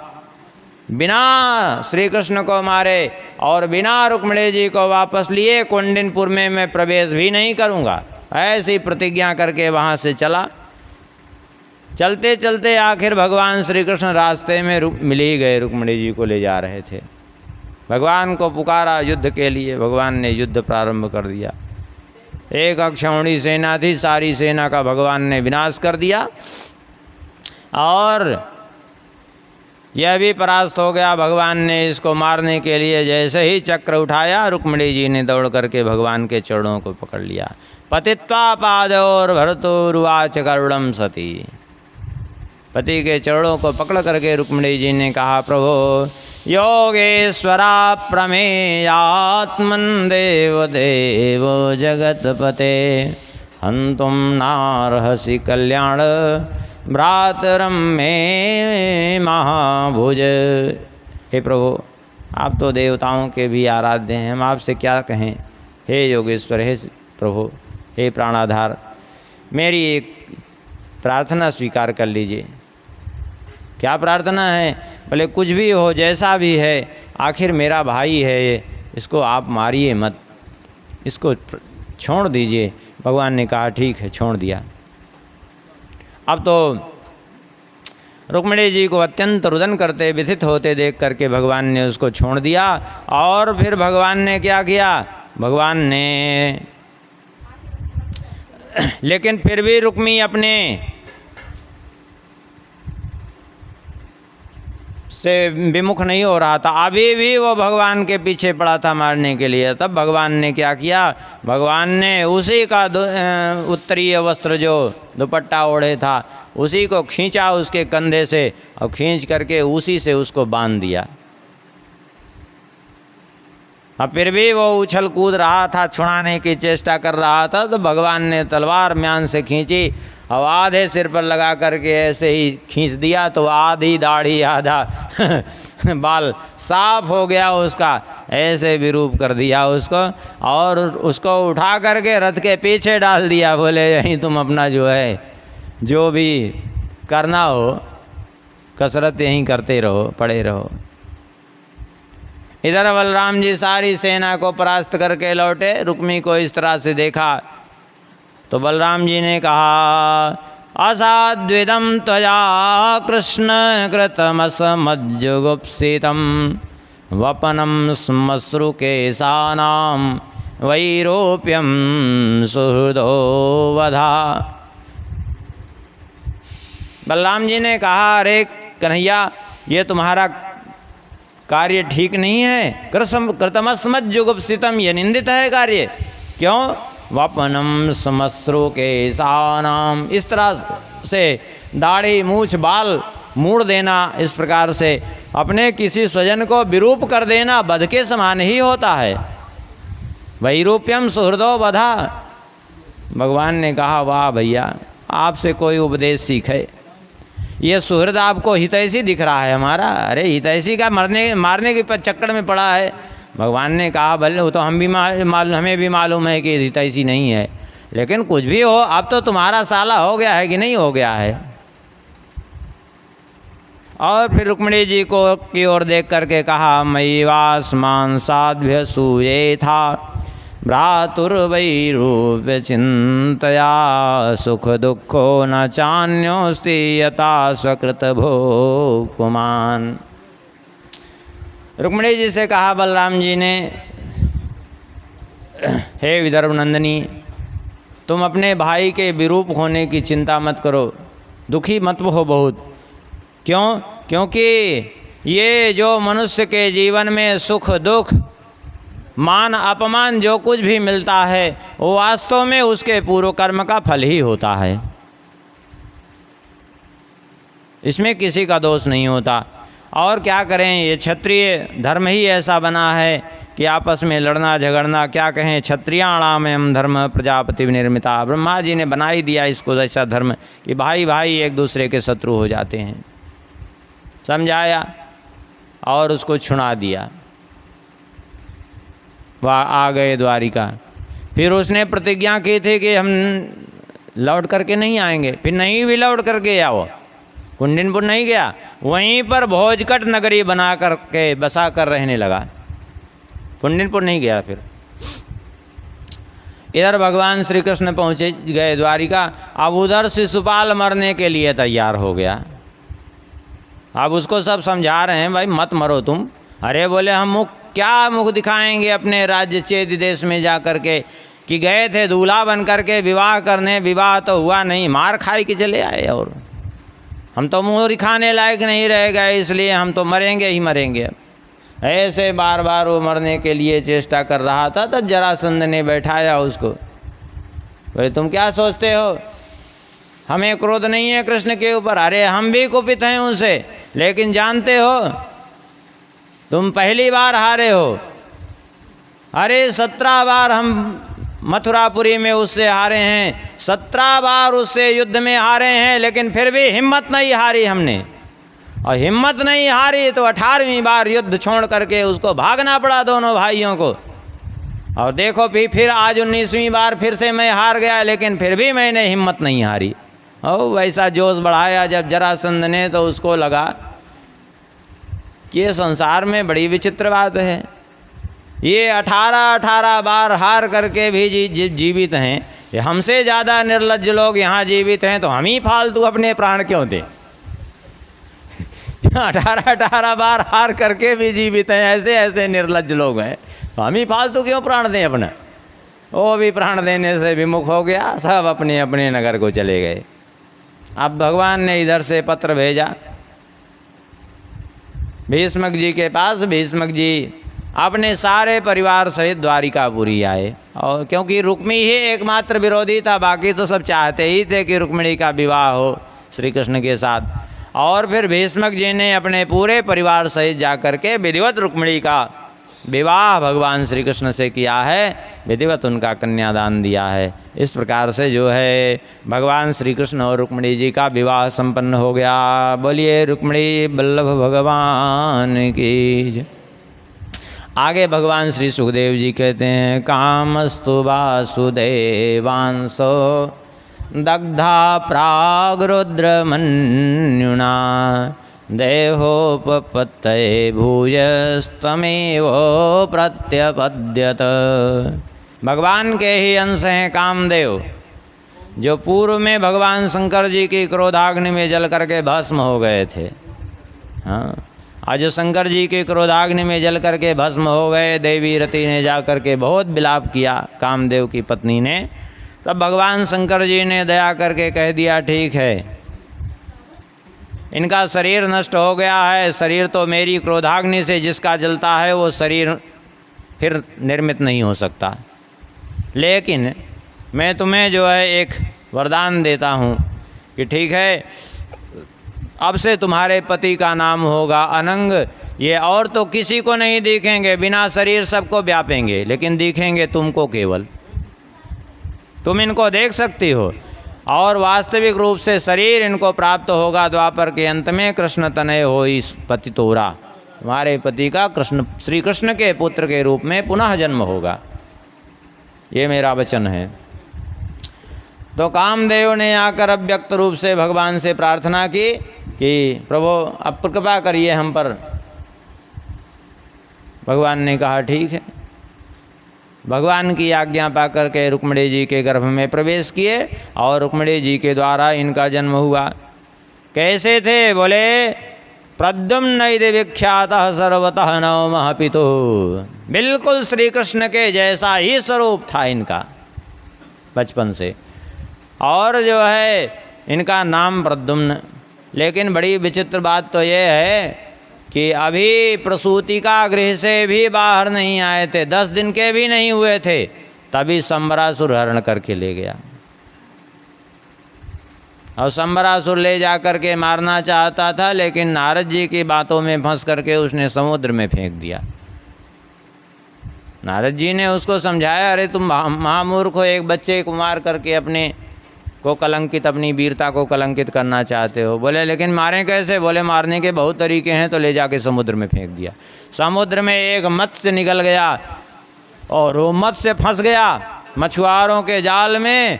जब मछुआरों के जाल में फंसा तो उन सब ने ले जाकर संबरासुर को भेंट कर दिया। संबरासुर ने उसको भेज दिया अपने रसोइयों के यहाँ। रसोई वहीं पर नारद जी की प्रेरणा से कुछ दिन पहले ऐसे ही जा कर के देवी रति मायावती के रूप में निवास कर रही थी। दाल भात बनाने का केवल कार्य करती थी। इन्होंने ये बता दिया था कि मुझे दाल भात बनाने की बड़ी कुशलता है, इसके अतिरिक्त मैं कुछ नहीं बना सकती। तो दाल भात बनाने के लिए इनको रखा था उसने। ये तो केवल अपने पति से मिलने का एकमात्र उपाय था, बाकी वहाँ कोई रसोई बनाने की योजना नहीं थी। वो तो केवल नारद जी की प्रेरणा से गई थी वहाँ। अब तो जैसे ही मत्स्य के भीतर से निकले, वैसे ही जो है देवी रति ने कहा इस बालक को हमें दे दीजिए, मैं पालन पोषण करूँगी। पालन पोषण करने लगी। धीरे धीरे जब ये बड़े होने लगे तो रति देवी का इनके प्रति बर्ताव बदलने लगा। ये देख करके एक दिन इन्होंने प्रश्न किया, तामाह भगवान कार्ष्णी मातस्ते मतिरन्यथा मातृभावन भावम अतिक्रम्य वर्तसे कामिनी यथा। इन्होंने कहा कि आपने मेरा माता के समान पालन पोषण किया। यद्यपि ये तो बात मैं जानता हूँ कि आप मेरी माता नहीं है, लेकिन पालन तो आपने किया। फिर मातृभाव का परित्याग करके इस प्रकार से कामिनी स्त्री के समान क्यों बर्ताव कर रही हैं? देवी रति ने कहा, क्योंकि भगवान नारायण सुता संबरेणाहर्तो गृहात्, आप स्वयं भगवान श्री कृष्ण के पुत्र हैं। संबरासुर हर करके ले आया और मैं आपकी पत्नी हूँ देवी रति। इन्होंने कहा हमारा कोई विवाह नहीं हुआ। बोले आपका विवाह अभी नहीं हुआ है, लेकिन मैं आपकी पूर्व से ही पत्नी हूँ। क्यों? आप स्वयं अपने को भूल गए हैं, आप कामदेव हैं। इनको अपने शक्ति से उसने सारा स्मरण करा दिया और कहा ये आपका शत्रु है, इसको मार करके आप वापस द्वारिका चलिए। आपकी माता दिन रात विलाप करती हैं आपके वियोग में। लेकिन इसको मारना इतना सहज नहीं है, क्योंकि संबरासुर ये बहुत बड़ा मायावी है। हाँ, संबरासुर और मैदानव ये अपने आप में बेजोड़ मायावी थे, दूसरे कोई इनके जोड़ के नहीं थे। तो संबरासुर बड़ा मायावी है, सैकड़ों प्रकार की माया जानता है ये।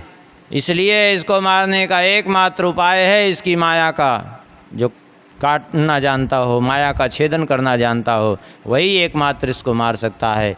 और इसका एकमात्र उपाय है आप हमसे महामाया नाम की विद्या प्राप्त कर लीजिए। महामाया विद्या ही समस्त मायाओं का विनाश करने वाली है। जैसे ब्रह्मास्त्र समस्त अस्त्रों का विनाश करने में समर्थ है, ऐसे महामाया नाम की विद्या समस्त मायाओं का विनाश करने में समर्थ है। महामाया नाम की विद्या सिखाई और इन्होंने जाकर के संबरासुर को जबरदस्ती में युद्ध के लिए चुनौती दे डाली। अब वो निकला युद्ध करने के लिए, उसका वध किया, उसके सारे पुत्रों का वध किया और द्वारिकापुरी आ गए। द्वारिकापुरी में जब श्री कृष्ण की पत्नियों ने देखा दूर से, तो श्री कृष्ण ही समझा इनको दूर से देखकर।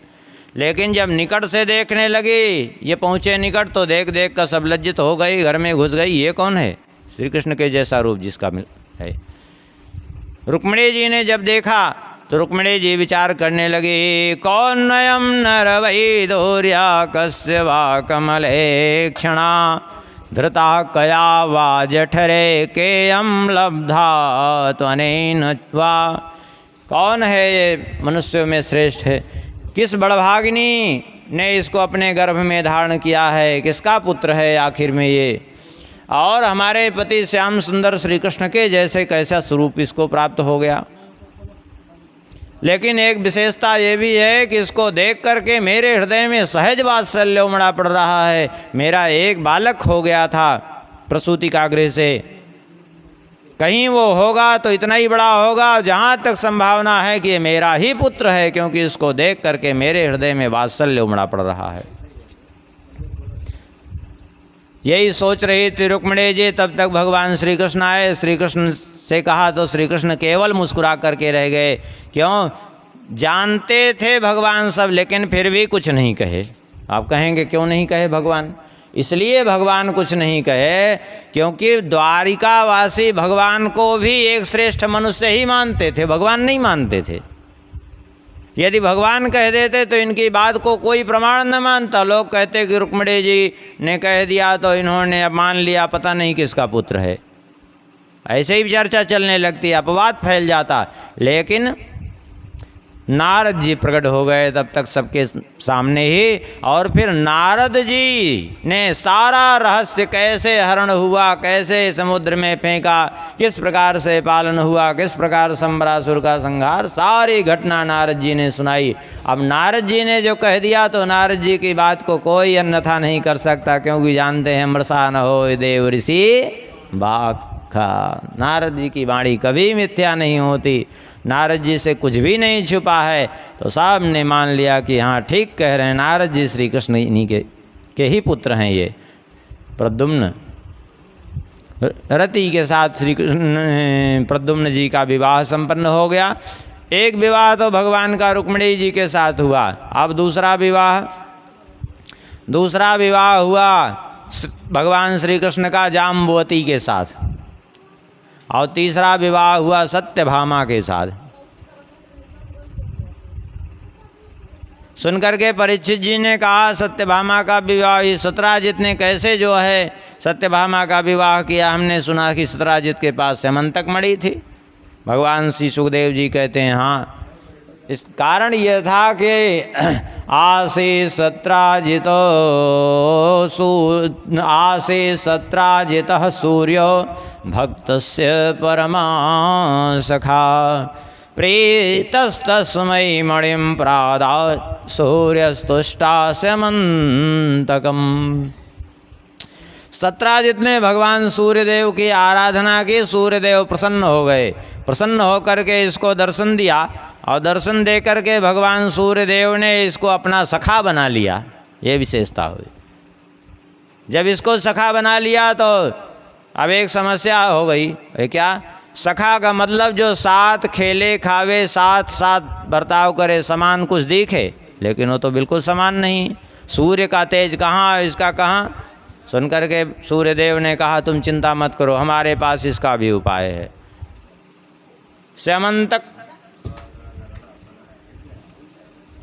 स्यमंतक मणि भगवान सूर्यदेव ने प्रदान की। बोले ये लो स्यमंतक मणि, इसको तुम धारण कर लोगे तो मेरे ही जैसे तेजस्वी दूर से दिखने लगोगे तुम।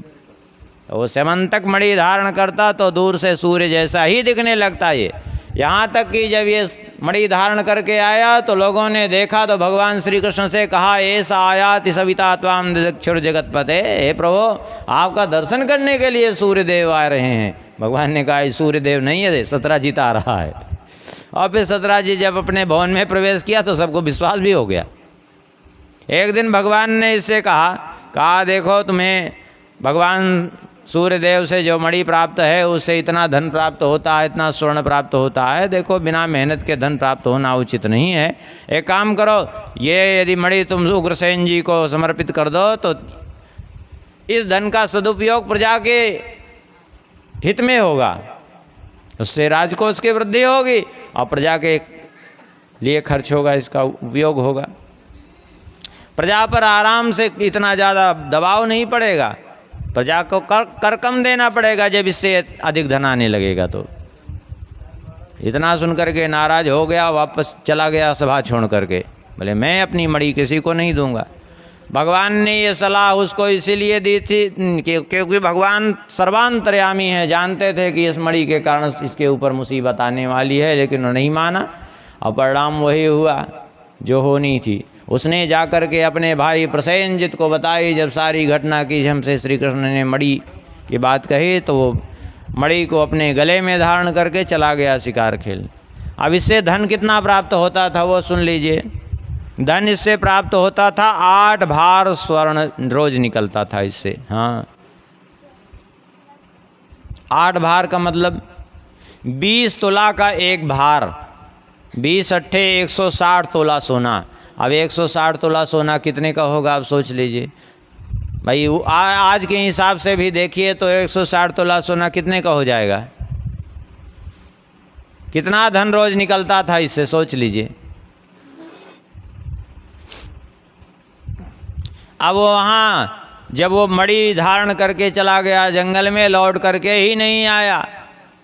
सत्राजित ने बिना विचार किए सीधा भगवान पर दोषारोपण किया कि मेरे भाई को ही मरवा डाला इन्होंने मणि के लोभ में। ये बड़ी विचित्र है संसार की भी। हाँ, द्वापर में सीता जी के ऊपर कलंक लगाया अयोध्या वासियों ने, है कि नहीं? द्वापर में अयोध्या वासियों ने सीता जी के ऊपर कलंक लगाया, जबकि अग्नि परीक्षा दी थी फिर भी।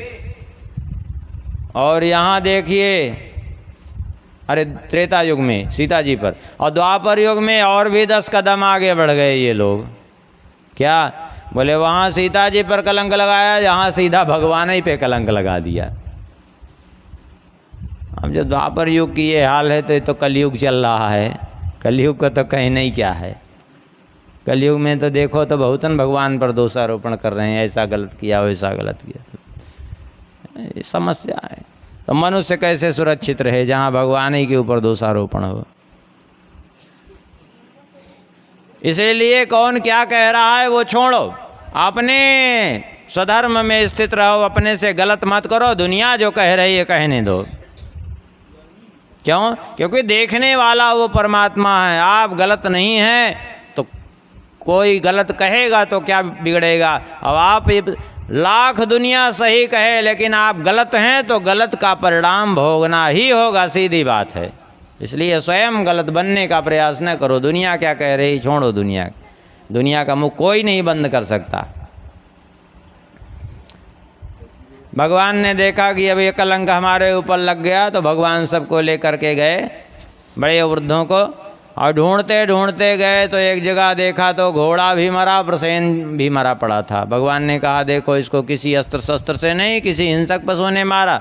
देखो इसके शरीर में चिन्ह, और वहीं से सिंह के पंजे के चिन्ह आगे दिखाई पड़े जाते हुए। उसका पीछा किया तो कुछ दूर बाद वो सिंह भी मरा पड़ा था। और वहाँ से भालू के पंजे के चिन्ह का पीछा करते हुए पहुँच गए गुफा में। सब गुफा के द्वार पर रुक गए। भगवान ने कहा से को भी मना किया, लेकिन भगवान ने कहा हम तो अवश्य ही जाएंगे। और गुफा के भीतर प्रवेश किए तो वहाँ देखा तो स्यमंतक मणि केवल खिलौना बन कर के रह गई थी। एक छोटा सा बालक रो रहा था तो एक धाय उसको लिए मणि शांत कर रही थी। कह रहे थे चिंता मत करो बेटा, अरे मुन्ना रो मत। क्यों? बोले सिंह प्रसेनम अवधेत सिंहो जाम्बवता हता सुकुमार कुमारो दिस्तव एस स्यमंतकः। सिंह ने प्रसेन को मार डाला, प्रसेन और सिंह को भी जामवंत जी ने मार डाला। अब इसलिए रोने की ज़रूरत नहीं, ये मणि तुम्हारी ही है, ऐसे वो समझा रही थी। और जैसे ही भगवान को सामने देखा वैसे ही घबरा करके ज़ोर से चीख पड़ी, और जैसे ही चीखी अंदर से जामवंत जी निकल करके आए। युद्ध प्रारंभ हो गया भगवान से।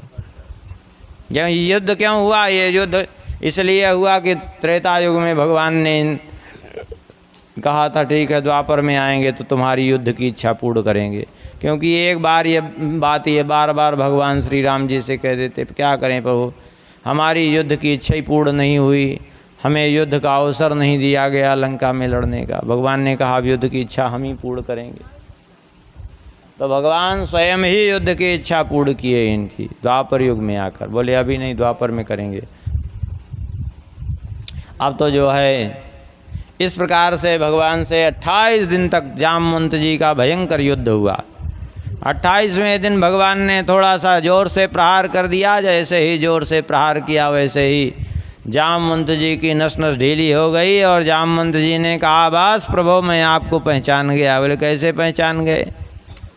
बोले बस प्रभु जाने त्वाम सर्वभूतानां प्राण ओजः सहो बलम विष्णुम पुराण पुरुषम प्रभु विष्णु मधीश्वरम। मैं आपको पहचान गया, आप वही मेरे प्रभु श्री राम हैं। यस्य सदुत्कलितरोष कटाक्ष मोक्षैर वर्तमाद सच्छुभितना कृतिमिंगलोब्धि। जिसके थोड़े से क्षुभित होने मात्र से, भ्रुकुटी टेढ़ी होने मात्र से, यस्य सदुत्कलितरोष कटाक्ष मोक्षई, जिसके थोड़े से कुपित होने मात्र से वर्तमाद सच्छुभित न कृतिमिंगलोब्धि, ग्रहों से भरा हुआ समुद्र क्षुब्ध हो गया था और फिर आपको रास्ता देने के लिए आया। अब एक बात समझिए, एक बात लोगों को बड़ी शंका रहती है, समुद्र भगवान के पास पहले नहीं आया, 3 दिन प्रार्थना करते रहे, क्या भगवान की महिमा नहीं जानता था समुद्र? क्या बाद में आया? क्यों नहीं आया 3 दिन भगवान के प्रार्थना करने पर? एक तो अपने जड़ स्वभाव का परिचय वो तो दिया ही दिया, वो बात अलग है।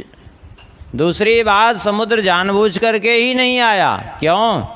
इसलिए नहीं आया क्योंकि यदि पहले ही आ जाता तो भगवान का यश नष्ट हो जाता। क्यों? लोग कहते हैं कि देखो श्री राम जी गए, समुद्र के पास पड़े, 3 दिन विनती करते रहे तो समुद्र ने कृपा करके रास्ता दे दिया। यदि रास्ता न देता तो कैसे लंका जाते? यही कहते लोग ना।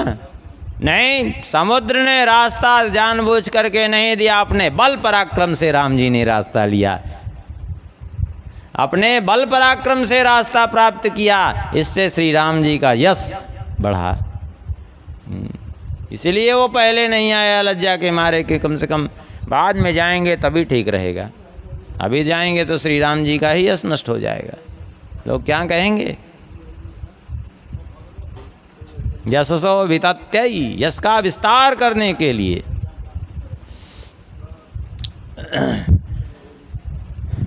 इधर श्री जामवंत जी ने अपनी पुत्री जामवती भगवान को समर्पित की। इधर 12 दिन तक द्वारिकावासी वहीं द्वार पर रहे। उसके बाद फिर 12 दिन बाद साहब आ गए द्वारिका। 12 दिन तक गुफा के द्वार पर रहे, फिर द्वारिका आए। बहुत कटु शब्द बोला जरा और उस सत्राजित के प्रति लोगों ने, और फिर बड़े दुखी हुए कि अब क्या करें। नारद जी ने आकर के वसुदेव जी को समझाया, आप चिंता न करो, एक उपाय है, श्री कृष्ण की प्राप्ति के लिए उपाय करो। क्या उपाय करें प्रभु? नारद जी ने कहा उपाय ये करो कि तुम जो है भगवती की आराधना करो। भगवान वेदव्यास जी को बुलाया, बुला करके और दुर्गाम देवी भगवती दुर्गा जी की आराधना प्रारंभ कर दी। और वसुदेव जी ने भगवती दुर्गा जी की, यहाँ भी वर्णन है, भगवती दुर्गा जी की आराधना की।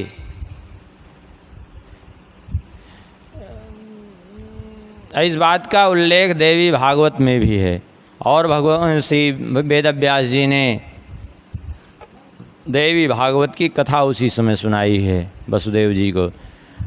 उपतस्तुर महामायाम दुर्गाम कृष्णोपलब्ध है। जैसे ही इधर यज्ञ पूर्ण हुआ वैसे ही भगवान श्री कृष्ण जामवती को लिए हुए वहीं आ गए। यज्ञ पूर्ण होते ही सत्राजित को सबके सामने बुला करके मणि प्रदान की। सत्राजित को बड़ा पश्चाताप हुआ, ये हमसे कैसा अनर्थ हो गया, हमने झूठा कलंक लगाया। इन्होंने अपने प्राणों पर खेल करके, प्राणों को दांव पर लगा करके हमें वापस किया और हमने इन पर झूठा आरोप लगाया। बड़ा दुखी हुआ, दुखी होकर के उसको कुछ सूझ ही नहीं रहा था हम करें क्या। अंत में उसने अपनी पुत्री सत्यभामा का विवाह श्री कृष्ण के साथ कर दिया और वो कन्यादान में मणि समर्पित कर दी। भगवान ने कहा अब तो मणि अपने पास रखो। उस समय कहे थे तो आप उग्रसेन जी को दिए नहीं, अब तो इसको अपने पास रखो। बोले हमने तो कन्यादान में दिया। बोले कन्यादान में दिया, हमारे पास समय नहीं है, हम इधर उधर युद्ध में भागते फिरते हैं, सारी दुनिया का चक्कर हमारे पीछे लगा है। तो तुम ही एक काम करो, मणि अपने पास रखो, कन्यादान में दे दिया है तो एक काम करो, जो इससे धन मिलेगा वो अपनी पुत्री को दे देना, सत्यभामा को, बस बात खत्म हो गई। बोले ठीक है।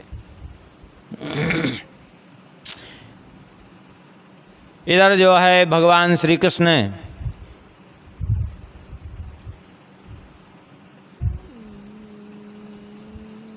गए हस्तिनापुर। उसका कारण ये था कि यद्यपि भगवान जानते थे कि पांडवों का कुछ नहीं बिगड़ा है, लेकिन फिर भी जब सारे भारतवर्ष में, सारे समाज में ये समाचार फैला कि पांडव लाक्षागृह में जल करके भस्म हो गए, तब भगवान जानते हुए भी कि पांडव सकुशल हैं, जानबूझ करके भगवान वहाँ बलराम जी के साथ गए कि जिससे इन लोगों को संदेह न हो कि पांडव सुरक्षित हैं। और पांडव अपना सुरक्षित थे ही एक चक्रा नगरी में। इसी बीच अक्रूर और शतधन्वा ने जाकर के भड़का दिया। अक्रूर और कृतवर्मा ने जाकर शतधन्वा को भड़काया। बोले तुम एक काम करो, इसको मार करके सत्राजित को मणि छीन लो। और वो शतधन्वा तो स्वभाव से ही दुष्ट था, उसने क्या किया कि रात में इनको मार करके मणि छीन ली। अब एक बात समझने की है, ये अक्रूर ने और कृतवर्मा ने क्यों भड़काया? अक्रूर तो भगवान के भक्त थे, भगवान के भक्त तो थे, लेकिन इनकी बुद्धि क्यों बिगड़ गई? बोले बुद्धि बिगड़ गई गोपियों के हाय के कारण। गोपियाँ कहती थी ये अक्रूर ही सारी मुसीबत की जड़ है, यही ले गया। देखो एक बात समझ लीजिए, भले ही आपके ऊपर भगवान की खूब कृपा हो, खूब सेवा कर रहे हों, लेकिन यदि किसी महापुरुष का कोप हो जाए तो निश्चित रूप से बुद्धि बिगड़ेगी। क्योंकि अशुभाश्चेति महत्कोपा शुभा महद अनुग्रहात्। महत् पुरुषों के कोप से ही जीवन में अशुभ वासनाएं आती हैं, और महत् पुरुषों की कृपा से ही शुभ वासनाएं हृदय में आती हैं। अब कहेंगे कृतवर्मा की बुद्धि फिर क्यों खराब हुई? बोले कृतवर्मा की बुद्धि इसलिए खराब हुई कि सत्यभामा के विवाह की चर्चा पहले इन्होंने कृतवर्मा से की थी। अब कृतवर्मा ने सोचा था कि सत्राजित के कोई पुत्र नहीं था, सत्राजित के कोई पुत्र नहीं था। यहाँ तो वर्णन भागवत में नहीं है, लेकिन 3 पुत्रियों का उल्लेख है। इनके 3 पुत्रियाँ थी, कोई पुत्र नहीं था। तो इन्होंने सोचा विवाह हमसे हो जाएगा तो वो सेमंतक मणि हमको मिल जाएगी और फिर सारी संपत्ति हमको इतना मिलती रहेगी। अब इतनी संपत्ति का लोभ जहाँ हो तो फिर क्या कहना है। और अचानक ही घटना ऐसी हुई कि इन्होंने विवाह कर दिया श्री कृष्ण से। तो वो अंदर ही अंदर कुढ़े हुए थे, उन्होंने भी सोचा कि सत्राजित ने जब हमसे विवाह नहीं किया तो चलो ये दुनिया से इसको हटना चाहिए। तो उन्होंने भी शतधन्वा को भड़काया और शतधन्वा ने वध कर दिया, मणि छीन ली। भगवान श्री कृष्ण के पास भागती हुई सत्यभामा रुदन करती हुई गई। भगवान ने कहा तुम चिंता मत करो, चलो। आए भगवान ने द्वारिका में प्रतिज्ञा अपनी घोषणा सुनाई कि मैं शतधन्वा का वध करूँगा। भाग करके शतधन्वा कृतवर्मा के पास गया और कृतवर्मा से कहा हमारी रक्षा करो। अरे आपने कहा था मारने के लिए, हमने मार दिया, और अब तो हमको श्री कृष्ण ही मारने के लिए तैयार हो गए, बचाओ हमको। सुन करके शतधन्वा ने कहा मैं नहीं बचा सकता। बोले क्यों? बोले ना हम ईश्वरयो कुर्याम हेलनम राम कृष्णयो कौनु क्षेमाय कल्पेत तयोर्व्रजनमाचरन्। कृतवर्मा ने कहा हम रक्षा नहीं कर सकते। अरे श्री कृष्ण बलराम ईश्वर हैं, उनके सामने कौन ठहर सकता है, हम उनसे आपकी रक्षा नहीं कर सकते। अब वो भागा वहाँ से भाग करके अक्रूर जी के पास गया। अक्रूर जी से कहा आप तो बचाओ, आपने भी तो कहा था मारने के लिए, हमारे तो प्राण संकट उपस्थित हो गए। अक्रूर जी ने कहा कि हम भी नहीं रक्षा कर सकते। बोले क्यों? बोले यम या इदम लीलया विश्वम सृजत्यवति हंदचा चेष्टाम विश्व सृजो यस्य न विदुर्मोहिता जया। जो अपनी इच्छा मात्र से संपूर्ण विश्व का सृजन पालन संहार करते हैं, भला उनका सामना कौन करेगा? जिन्होंने 7 वर्ष की अवस्था में 7 दिन गोवर्धन को अपनी एक कनिष्ठ का उंगली पर धारण करके रखा, उनका सामना कौन करेगा? सद्धनवान ने सोचा ये कैसे मुसीबत में फंसे। एक बात समझ लीजिए, इसीलिए किसी के बहकाने में आकर के कभी गलत नहीं करना चाहिए। ना तो कभी किसी के बहकाने में आकर के गलत करना चाहिए, और ना तो गलत व्यक्ति का साथ देना चाहिए, और ना गलत व्यक्ति से दूर दूर संपर्क रखना चाहिए। हाँ, कुछ ऐसे भी लोग होते हैं संसार में, गलत व्यक्ति कोई झूठ है, उससे भले ही कोई परिचय न हो। कोई गुंडा हो तो उसका झूठा ही नाम लेके कहते हैं हमारा वो मित्र है और हमारे उससे चाय से चाय लड़ती है। ऐसे लोगों में अपनी जो है धाक जमाने के लिए ऐसे भी करते हैं लोग। एक बार एक गांव में ऐसे ही एक सज्जन थे, उधर का एक नामी गामी गुंडा बदमाश था, और वो लोगों से बताते वो हमारा दोस्त है, और ऐसे ही से हम हमारा बिल्कुल खासम खास है, ऐसी ऐसी बात बताते। संयोग से एक बार पुलिस उसको ढूंढ रही थी, वो कहीं लूटपाट के भागा था। लोगों ने कहा इसका परम मित्र है वो। अरे इसको सारा उसका पता ठिकाना पता, जब उसको पता कुछ नहीं था। अब वो पुलिस वालों ने मार मार करके सब हड्डी पसली बराबर कर दी। बताओ, और तुम्हारा मित्र है? बोले नहीं हमको पता नहीं। बोले नहीं, तुम्हारे साथ उसकी तो पूरी बनती है। सारा दिमाग ठंडा हो गया। इसलिए दुष्ट के साथ दूर दूर तक कोई संबंध कभी नहीं रखना चाहिए, नहीं तो दुर्दशा के अलावा कुछ नहीं होगी। किसी के बहकाने में कुछ नहीं करना चाहिए। यहाँ बहकाने में किया, जिन दोनों के बहकाने में किया वो दोनों ने जवाब दे दिया। अंत में इसने सोचा कि जब तक मणि हमारे पास रहेगी तब तक हमारा पीछा नहीं छूटेगा, तो अक्रूर जी को ही मणि थमाई और भागा। भागते भागते रथ से जा रहा था, ये मिथिला के ऊपर में घोड़े जा करके गिर गए। भगवान ने दौड़ करके इसका चक्र से सिर काट लिया। मणि तो मिली नहीं। बलराम जी से आकर के कहा मणि तो मिली नहीं। बलराम जी ने कहा कोई बात नहीं, तुम जाओ द्वारिका, हम जा रहे हैं मिथिला, जनक जी से मिलेंगे। वो गए मिथिला, राजा बहुलासो जनक जी से मिलने, और भगवान श्री कृष्ण द्वारिका आए। भगवान ने कहा अब कुछ ऐसा करना चाहिए कि मणि अपने आप सामने आवे। इधर अक्रूर जी मणि लेकर के फरार हो गए थे, जा कर के वन में निवास कर रहे थे। अब जितना सोना मिले बड़े बड़े यज्ञ करें, और ऐसे ऐसे यज्ञ करें कि उसमें सोने की बेदियां बने, सोने के पात्र बटें। भगवान सब जान रहे थे, लेकिन भगवान ने सोचा कि अब ये प्रजा के लोग अक्रूर जी को बुलाने के लिए कहें तब बुलावें। भगवान की लीला ऐसी कि द्वारिका में वर्षा बंद हुई, और जब वर्षा बंद हुई तो लोगों ने कहना प्रारंभ कर दिया अक्रूर जी नहीं है इसीलिए वर्षा नहीं हो रही है। आप कहेंगे अक्रूर जी से वर्षा का क्या संबंध था? वर्षा का संबंध अक्रूर जी से इसलिए था, यद्यप भगवान जहाँ रहें वहाँ अकाल कैसे पड़ सकता है, लेकिन भगवान की लीला है। वर्षा का संबंध अक्रूर जी से इसलिए था कि इनके पिता स्वफल्क थे। स्वफल्क जहाँ रहते वहाँ वर्षा खूब होती थी, इसीलिए तो स्वफल्क राजा नहीं थे, राजकुमार भी नहीं थे, फिर भी इनका विवाह राजकुमारी गांधिनी से हुआ, काशी नरेश की पुत्री से। क्यों? क्योंकि काशी में अकाल पड़ा हुआ था। अब जैसे ही ये वहाँ पहुँचे अकाल समाप्त हो गया है। काशी नरेश ने अपनी पुत्री गांधिनी इनको ब्याह दी थी स्वफल्क के, उन्हीं के पुत्र थे, तो बाप का कुछ असर तो बेटे में रहता ही है ना। तो अक्रूर जी भी जहाँ रहते थे वर्षा खूब होती थी वहाँ।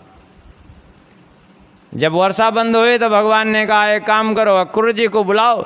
सभी कहने लगे अक्रूर जी को बुलाओ तो वर्षा होगी। भगवान चाहते ही ये थे कि सब कहें। अब ये अक्रूर जी को बुलाया। अक्रूर जी जब आए तो भगवान ने कहा, बलराम जी के अंदर भी संदेह का बीज डाल दिया था शकुनी और दुर्योधन ने मिल करके कि श्री कृष्ण मणि तुमसे छुपा के रखे हैं। भगवान उसको भी दूर करना चाहते थे। ये मणि के कारण बार बार भगवान पर कलंक लग रहा था। हाँ, भगवान ने अक्रूर जी को सबके सामने बुलाया और कहा, अक्रूर जी, हम जानते हैं कि मणि आपके पास है, सद्धनवा आपको ही दे के गया था।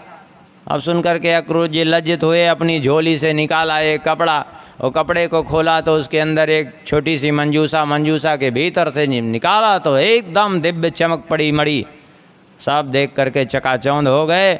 बलराम जी को भी बड़ा पश्चाताप हुआ, ये शकुनी दुर्योधन ने हमारे मन में अपने श्री कृष्ण के प्रति ही, अपने आराध्य अपने छोटे भाई के प्रति ही इतना बीज बो दिया था कि मुझे संदेह हो गया था।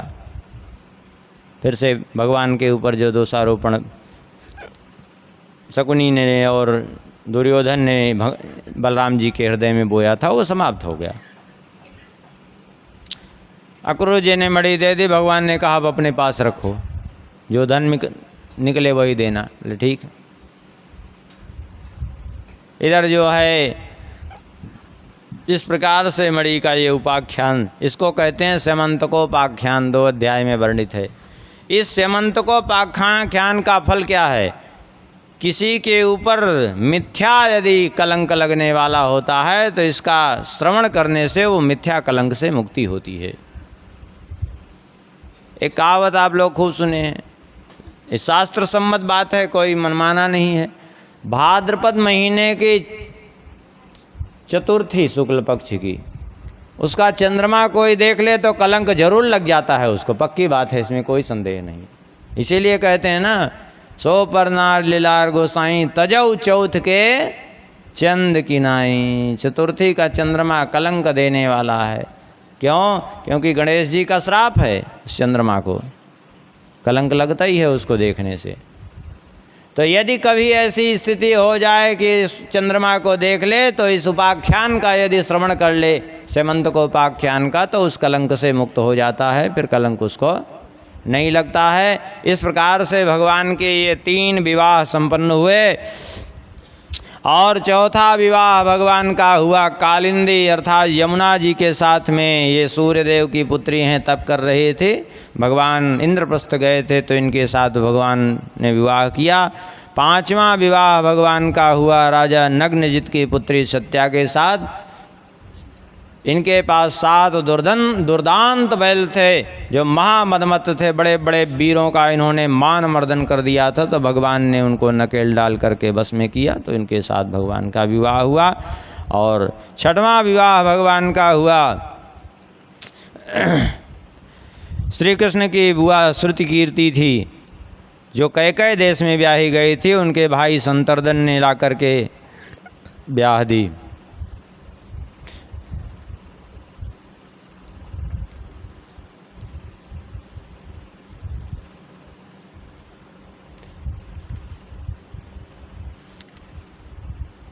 गलत बोल गए क्या?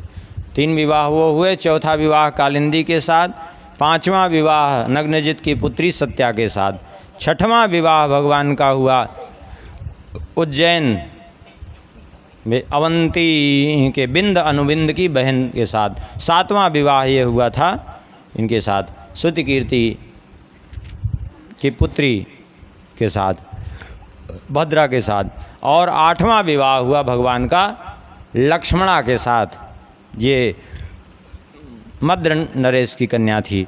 इस प्रकार से 8 विवाह ये हुए और 16,100 विवाह हुए भगवान के। कहाँ? बोले प्राग ज्योतिषपुर का राजा भौमासुर देवताओं पर बड़ा अत्याचार कर रहा था, तो देवराज इंद्र की प्रार्थना पर भगवान ने इस भौमासुर का वध किया और यहीं पर निवास करने वाला वो जो था